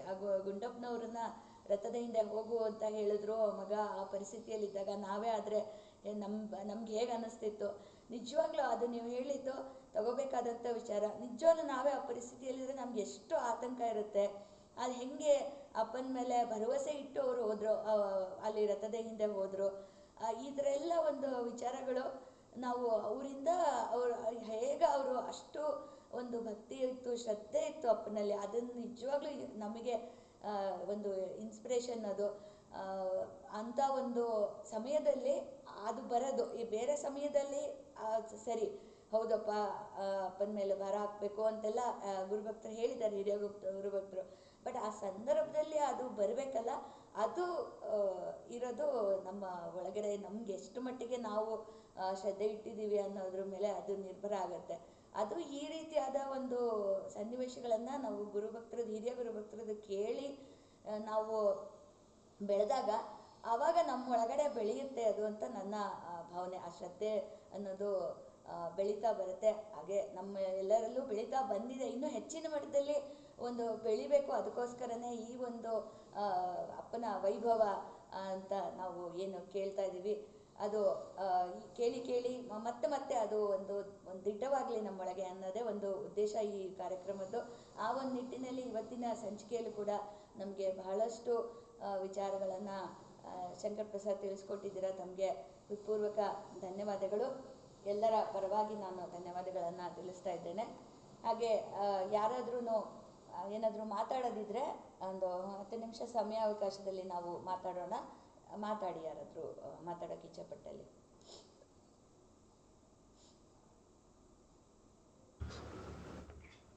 ಹಲೋ ಹಲೋ ಹಲೋ, ಕೇಳಿಸ್ತಾ ಇದೆ, ಹೇಳಪ್ಪ. ಶಂಕರ ಪ್ರಸಾದ್ರವರು ತುಂಬಾ ಚೆನ್ನಾಗಿ ಹೇಳಿದರು ಅಪ್ಪ ಅವ್ರ ಚರಿತ್ರೆನ. ಅದು ಭರಮಸಾಗರಕ್ಕೆ ಸಂಬಂಧಿಸಿದಂತೆ. ಅಪ್ಪ ಅವರು ಎಷ್ಟು ಪ್ರೇಮಮಯಿ ಎಂಬುದು ನಮಗೆ ಗೊತ್ತಾಗುತ್ತೆ. ಭಕ್ತರು ಕಷ್ಟಪಡ್ತಾ ಇದ್ದಾರೆ ಅಂದರೆ ಅವ್ರಿಗೆ ಆಗ್ತಿರ್ಲಿಲ್ಲವಂತೆ. ತಕ್ಷಣವೇ ಅದಕ್ಕೆ ಸ್ಪಂದಿಸಿಬಿಟ್ಟು ಅವರಿಗೆ ತಕ್ಷಣವೇ ಒಳ್ಳೇದಾಗಬೇಕು ಅನ್ನೋ ಮನೋಭಾವ ಅವರಿಗಿತ್ತು. ಅವರು ಇಹ ಪರ ಎರಡನ್ನೂ ಕೂಡ ನೋಡ್ತಾ ಇದ್ರು, ಎರಡಕ್ಕೂ ಅವರು ಮಾರ್ಗದರ್ಶನ ಮಾಡ್ತಾ ಇದ್ರು ಅನ್ನೋದಕ್ಕೆ ಸಾಕಷ್ಟು ಸಾಕ್ಷಿಗಳಿವೆ. ಹಾಗಾಗಿ ಭೀಮಣ್ಣವರ ಕಾಯಿಲೆಯನ್ನು ಹೇಗೆ ವಾಸಿ ಮಾಡಿದ್ರು ಎಂಬುದನ್ನು ಶಂಕರ ಪ್ರಸಾದ್ ಅವರು ತುಂಬ ಚೆನ್ನಾಗಿ ವಿವರಿಸಿದರು. ಅವರಿಗೆ ಅಭಿನಂದನೆಗಳು.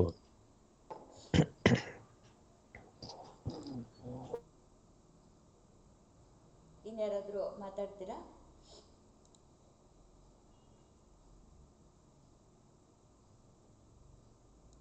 ಮಾತಾಡಿ. ನಿಮಗೆ ಕೇಳಿದಾಗ ಆ ಕ್ಷಣ ಏನು ನಿಮಗೆ ಒಂದು ಒಳಗಡೆ ಅನಿಸಿಕೆ ಬರುತ್ತೋ ಅದನ್ನು ಖಂಡಿತ ತಾವು ಹಂಚ್ಕೋಬೋದು, ಯಾರು ಬೇಕಾದ್ರೂ. ಈ ಒಂದು ಹಂಚ್ಕೊಳ್ಳೋದ್ರಿಂದನೇ ನಮಗೆ ನಮ್ಮೊಳಗಡೆ ಆ ಒಂದು ವೈಭವ, ಅಪ್ಪನ ವೈಭವ ನಮ್ಮ ಒಳಗಡೆ ಹೆಚ್ಚಾಗತ್ತೆ ಅಂತ ನನ್ನ ಭಾವನೆ. ಹಂಚ್ಕೊಳ್ಳಿ. ಶಂಕರ್ ಪ್ರಸಾದ್ ಅವರೇ, ಇವತ್ತು ನೀವು ಅನೇಕ ವಿಷಯಗಳನ್ನು ತಿಳಿಸ್ಕೊಟ್ರಿ. ಮತ್ತು ಶ್ರೀಪಾದವಲ್ಲಭರ ಚರಿತ್ರೆಯಲ್ಲಿ ಬರುತ್ತೆ, ಸಮಸ್ಯೆಗಳನ್ನು ತಂದು ಒಡ್ಡನೆ ಅವನು ಮತ್ತು ಸಮಸ್ಯೆಗಳನ್ನು ಪರಿಹರಿಸನೆ ಅವನು ಅಂತಲೂ ಕೂಡ ಒಂದು ಬರುತ್ತೆ.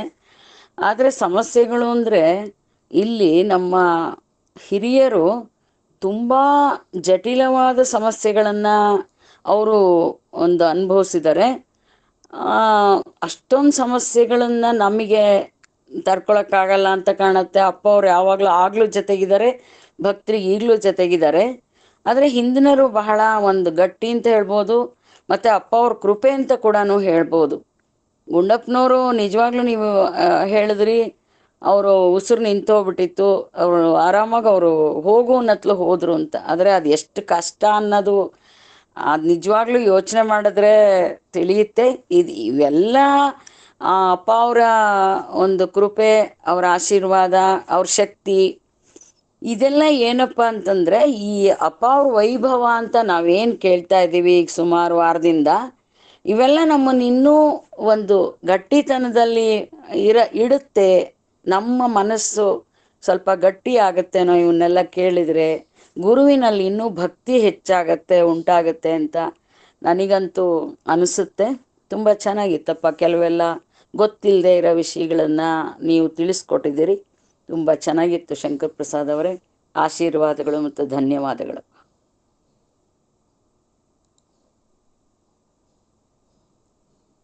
ಇನ್ಯಾರಾದರೂ ಮಾತಾಡ್ತೀರಾ?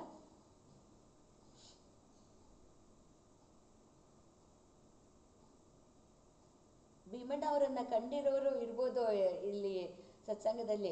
ತಮ್ಮ ಒಂದು ಅವ್ರನ್ನ ಹೇಗೆ ಕಂಡಿದ್ರಿ ಅಂತ ಕೂಡ ತಾವು ಹಂಚ್ಕೋಬೋದು.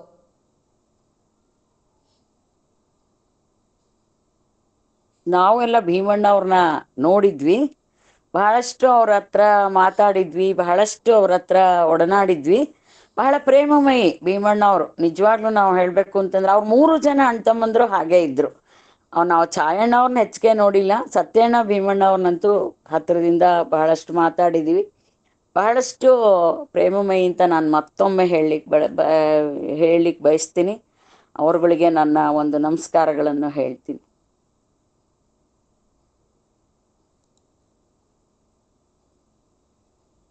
ಮತ್ತೆ ಯಾರಾದರೂ ಮಾತಾಡ್ತೀರಾ? ಭೀಮಣ್ಣ ಅವರನ್ನು ನೋಡಿರೋರು ಇನ್ಯಾರಾದರೂ ಇದ್ದೀರಾ ಇದರಲ್ಲಿ?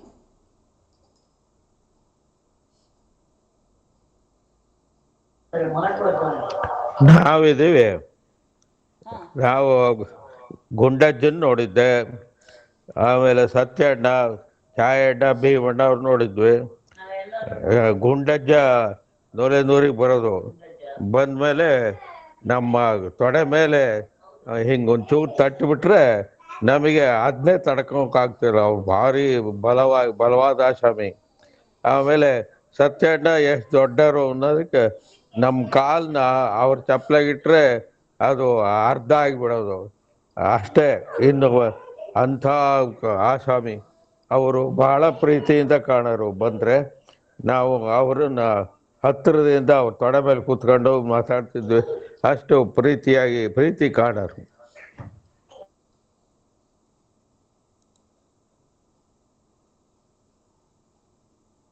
ನೋಡಿ, ಹಿರಿಯ ಗುರುಭಕ್ತರ ರೀತಿನೇ ಬೇರೆ, ಅವ್ರ ಪ್ರೀತಿನೇ ಬೇರೆ. ನಾವು ಅವರನ್ನ ಕಂಡಿರೋದು ಈಗಿನ ಕಾಲದಲ್ಲಿ ಎಲ್ಲೋ ಒಂದು ಕಡೆ ಆ ಪ್ರೀತಿ ಎಲ್ಲೋ ಒಂದು ಕಳ್ಕೊತಾ ಇದ್ದೀವ ನಾವು ಅನ್ನೋ ಒಂದು ವಿಚಾರ ಕೂಡ ನನಗೆ ಹಲವೊಮ್ಮೆ ಮನಸ್ಸಲ್ಲಿ ಹಲವಾರು ಬಾರಿ ಬಂದಿದೆ. ಅವ್ರ ಪ್ರೀತಿ ಅದೆಂಥ ಪ್ರೀತಿ, ಯಾರೇ ಗುರುಭಕ್ತರು ಬರಲಿ, ಅವ್ರು ಯಾರೇ ಗುರುಭಕ್ತರು ಒಟ್ಟಿಗೆ ಸೇರಲಿ, ಆ ಒಂದು ಪ್ರೀತಿ ಇರ್ತಾ ಇರ್ತಲ್ಲ, ಅದನ್ನು ನೋಡಿದ್ದೀವಿ ನಾನು ಕೂಡ ನೋಡಿದ್ದೀನಿ. ಅಂದರೆ ನನ್ನ ಒಂದು ಚಿಕ್ಕ ಒಂದು ವಯಸ್ಸಿನಲ್ಲಿ ನಾನು ಕೂಡ ನೋಡಿದ್ದೀನಿ. ಬಟ್ ಅದರಿಂದ ಮುಂದಕ್ಕೆ ನಾವು ಬರ್ತಾ ಎಲ್ಲೋ ಒಂದು ಕಡೆ ನಾವು ಪರಸ್ಪರ ಆ ಪ್ರೀತಿಯನ್ನು ಮತ್ತೆ ನಾವು ಬೆಳೆಸಿದ್ರೆ ಹೇಗಿರುತ್ತೆ ಅನ್ನೋದು ನನ್ನ ಒಂದು ಬಹಳ ಒಂದು ಆಸೆ, ಕನಸು ಅಂತಲೂ ನಾನು ಹೇಳೋದಕ್ಕೆ ಇಷ್ಟಪಡ್ತೀನಿ. ನಿಜವಾಗ್ಲೂ ಅಲ್ಲೇ ಇರೋದು, ಆ ಪ್ರೀತಿಯಲ್ಲೇ ಇರೋದು ಅಲ್ವಾ ಒಂದು ಏನು ಗುರು ಸಂಬಂಧ ಅನ್ನೋದು. ಆ ಪ್ರೀತಿಯಲ್ಲೇ ನಾವು ಉಳಿಸ್ಕೋಬೇಕು ಅಂತ ಹೇಳ್ಬಿಟ್ಟು ನನಗೆ ಇದೆಲ್ಲ ಕೇಳಿದಾಗ ತುಂಬ ಅನಿಸುತ್ತೆ. ಇದರ ಬಗ್ಗೆ ತಮ್ಮ ಅನಿಸಿಕೆ ಏನು ಯಾರಾದರೂ ಹೇಳೋದಾದರೆ ಹೇಳ್ಬೋದು.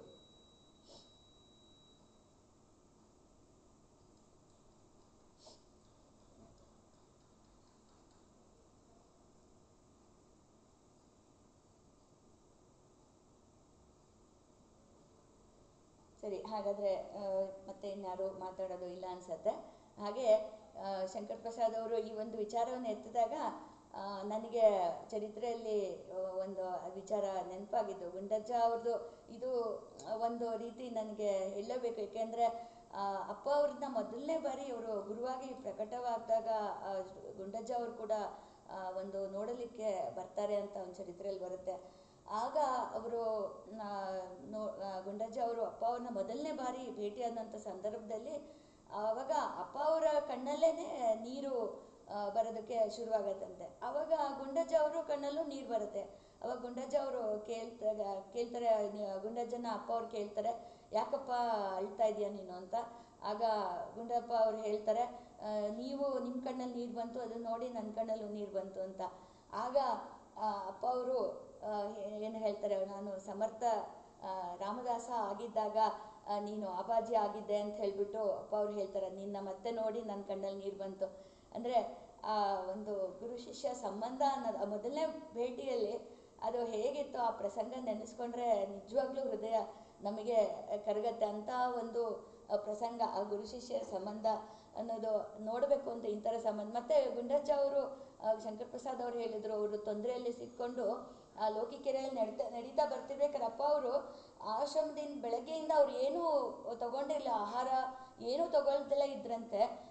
ಗುಂಡಜ್ಜ ಅವ್ರು ಬರ್ತಿರ್ಬೇಕಾದ್ರೆ ದಾರಿಯಲ್ಲೇ ಅವರು ನಡ್ಕೊಂಡು, ಅಪ್ಪ ಅವರೇ ಸ್ವತಃ ಅಷ್ಟು ದೂರ ನಡ್ಕೊಂಡು ಬಂದ್ಬಿಟ್ಟಿದ್ರಂತ ಆಶ್ರಮದಿಂದ. ಆಗ್ಲೇ ಬಂದು ಅಲ್ಲಿ ಗುಂಡಜ್ಜವ್ರನ್ನ ಭೇಟಿ ಮಾಡಿ ಆಗ ಅವರಿಗೆ ನೀನು ಹೋಗು ವಾಪಸ್ಸು ಅಂತ ಕಳಿಸ್ಬಿಟ್ಟು ಅಷ್ಟು ಅಂದರೆ ಅವರು ಸಮಸ್ಯೆ ಪರಿಹಾರ ಆಯಿತು ಆಮೇಲಿಂದ. ಅಂದರೆ ಅಪ್ಪ ಅವರೇ ಸ್ವತಃ ಆಶ್ರಮದಿಂದ ಅಷ್ಟು ದೂರ ನಡ್ಕೊಂಡ್ಬಂದಿದ್ರು. ಗುಂಡಜ್ಜ ಅವರ ಒಂದು ಸಮಸ್ಯೆ ಅಂದರೆ ಗುರು ಹೇಗೆ ತಾಯಿಯ ಒಂದು ಪ್ರೀತಿಯಲ್ಲಿ ಒಂದು ರೀತಿ ತಂದೆ ತಾಯಿಗಿಂತ ಒಂದು ಮಟ್ಟದಲ್ಲಿ ಹೆಚ್ಚಿನ ಏನು ಸಾವಿರ ತಾಯಿಯ ಪ್ರೀತಿ ಅಂತ ಹೇಳ್ತಾರಲ್ಲ, ಅದನ್ನು ನಾವಿಲ್ಲಿ ನೋಡ್ಬೋದು. ಆ ಕಷ್ಟಕ್ಕೆ ಹೇಗೆ ಅವರು ಸ್ಪಂದಿಸ್ತಾ ಇದ್ರು. ಅವ್ರು ಬೆಳಗ್ಗೆಯಿಂದ ಏನೂ ಕೂಡ ತಗೊಂಡಿರಲಿಲ್ಲ ಅಂತ ಆ ದಿನ ಅಂತ ಹೇಳ್ಬಿಟ್ಟು ಚರಿತ್ರೆಯಲ್ಲಿ ಓದಿದಾಗ, ಇದೆಲ್ಲ ಹಿರಿಯರದು ಓದಾಗಂತೂ ರೋಮಾಂಚನ ಆಗುತ್ತೆ ನಿಜವಾಗ್ಲೂ. ಅಂಥವ್ರ ಭಕ್ತರು ಅವರೆಲ್ಲ.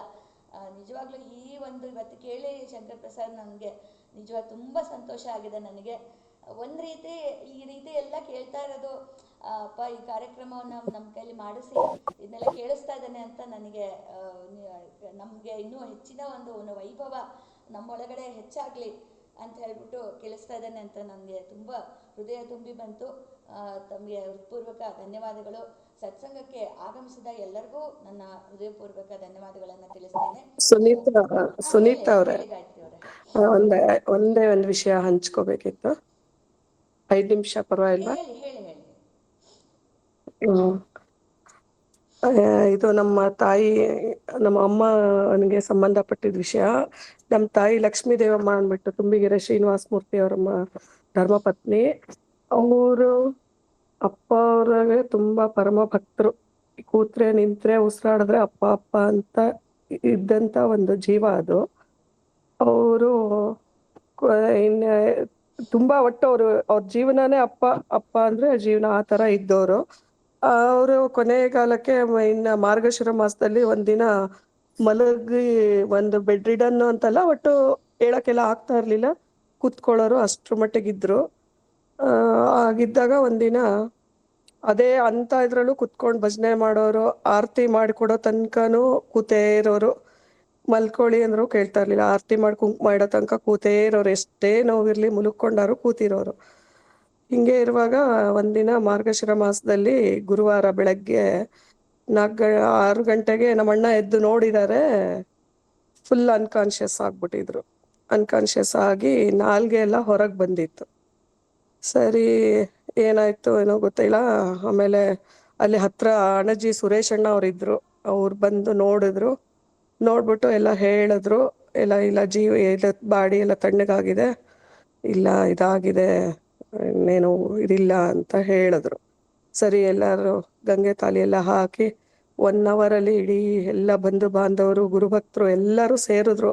ಅವ್ರು ಅವಾಗ ಚೆನ್ನಮ್ಮನ ಕೆರೆ ಅಚ್ಚುಕಟ್ಟಲ್ಲಿ ನಮ್ಮ ಅಣ್ಣ ಇದ್ರು. ಸರಿ ಅಂತ ಹೇಳಿ ಆಯ್ತು, ಎಲ್ಲರೂ ಬಂದ್ರು, ಇದಾಯ್ತು.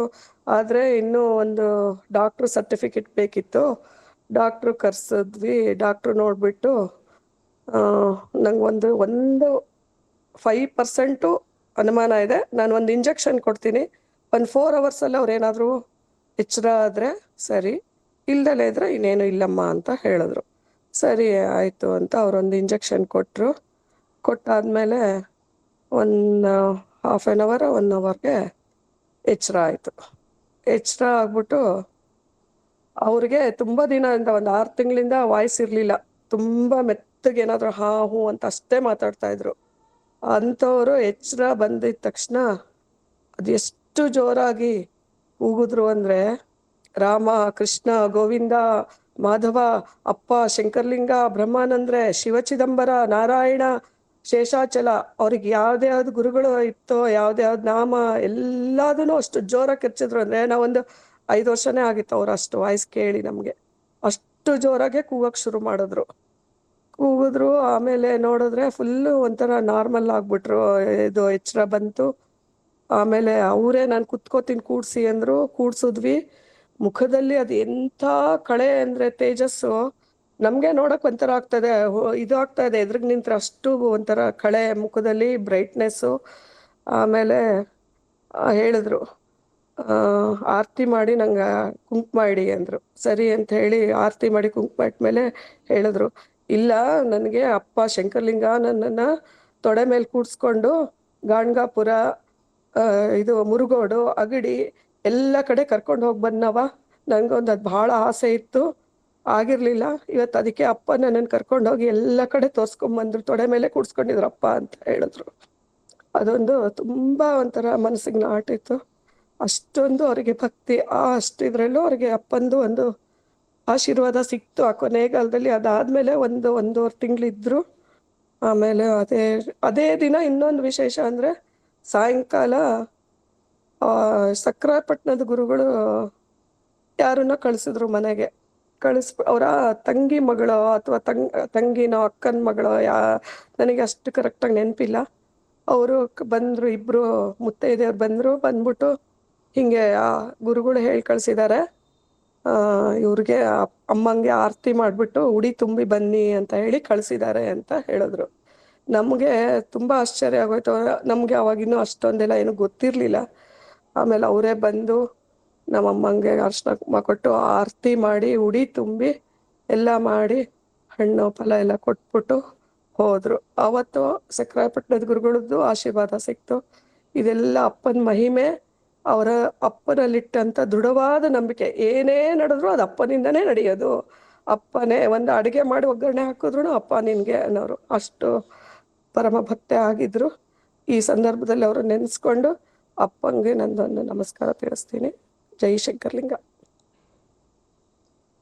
ಬಹಳ ಚೆನ್ನಾಗಿತ್ತು ಗಾಯತ್ರಿ ಅವರೇ. ಎಷ್ಟು ಒಂದು ಒಳ್ಳೆ ವಿಚಾರವನ್ನು ತಿಳಿಸಿದ್ರಿ ನೀವು. ನಿಜವಾಗ್ಲೂ ಅಪ್ಪನ ವೈಭವ ನಮಗೆ ಹಿರಿಯ ಗುರುಭಕ್ತರಿಂದನೇ ಅವರ ವೈಭವನೇ ಅಪ್ಪ. ಅವರ ಭಕ್ತಿ ಏನಿದೆ, ಹಿರಿಯ ಗುರುಭಕ್ತರ ಭಕ್ತಿ, ಅದೇ ನಮಗೆ ಒಂದು ನಮ್ಮೊಳಗಿನ ಒಂದು ವೈಭವನ ಹೆಚ್ಚಿಸೋದು. ಅದಕ್ಕೆ ಇನ್ನೂ ಒಂದು ಇವತ್ತು ಉದಾಹರಣೆಯನ್ನು ನೀವು ಹೇಳಿದ್ರಿ. ತುಂಬ ಧನ್ಯವಾದಗಳು ನಿಮಗೆ. ಹೀಗೆ ಮತ್ತೆ ನಾವು ಸೇರ್ತಾ ಇರೋಣ, ಮತ್ತೆ ಈ ಒಂದು ವಿಚಾರಗಳನ್ನು, ಅಪ್ಪನ ಬಗ್ಗೆ ನಮಗೆ ತಿಳಿದಿರೋ ಒಂದು ವಿಚಾರಗಳನ್ನು ಹಂಚ್ಕೋತಾ ಇರೋಣ ಅಂತ ಹೇಳ್ತಾ ಇವತ್ತಿನ ಒಂದು ಸತ್ಸಂಗವನ್ನು ನಾನು ಮುಕ್ತಾಯ ಮಾಡ್ತಾ ಇದ್ದೇನೆ. ಹಾಗೆ ತಮ್ಮೆಲ್ಲರಲ್ಲಿ ಮತ್ತೊಂದು ವಿನಂತಿ, ನಾಳೆ ದಿನ ಕೂಡ ಸತ್ಸಂಗ ಇರುತ್ತೆ.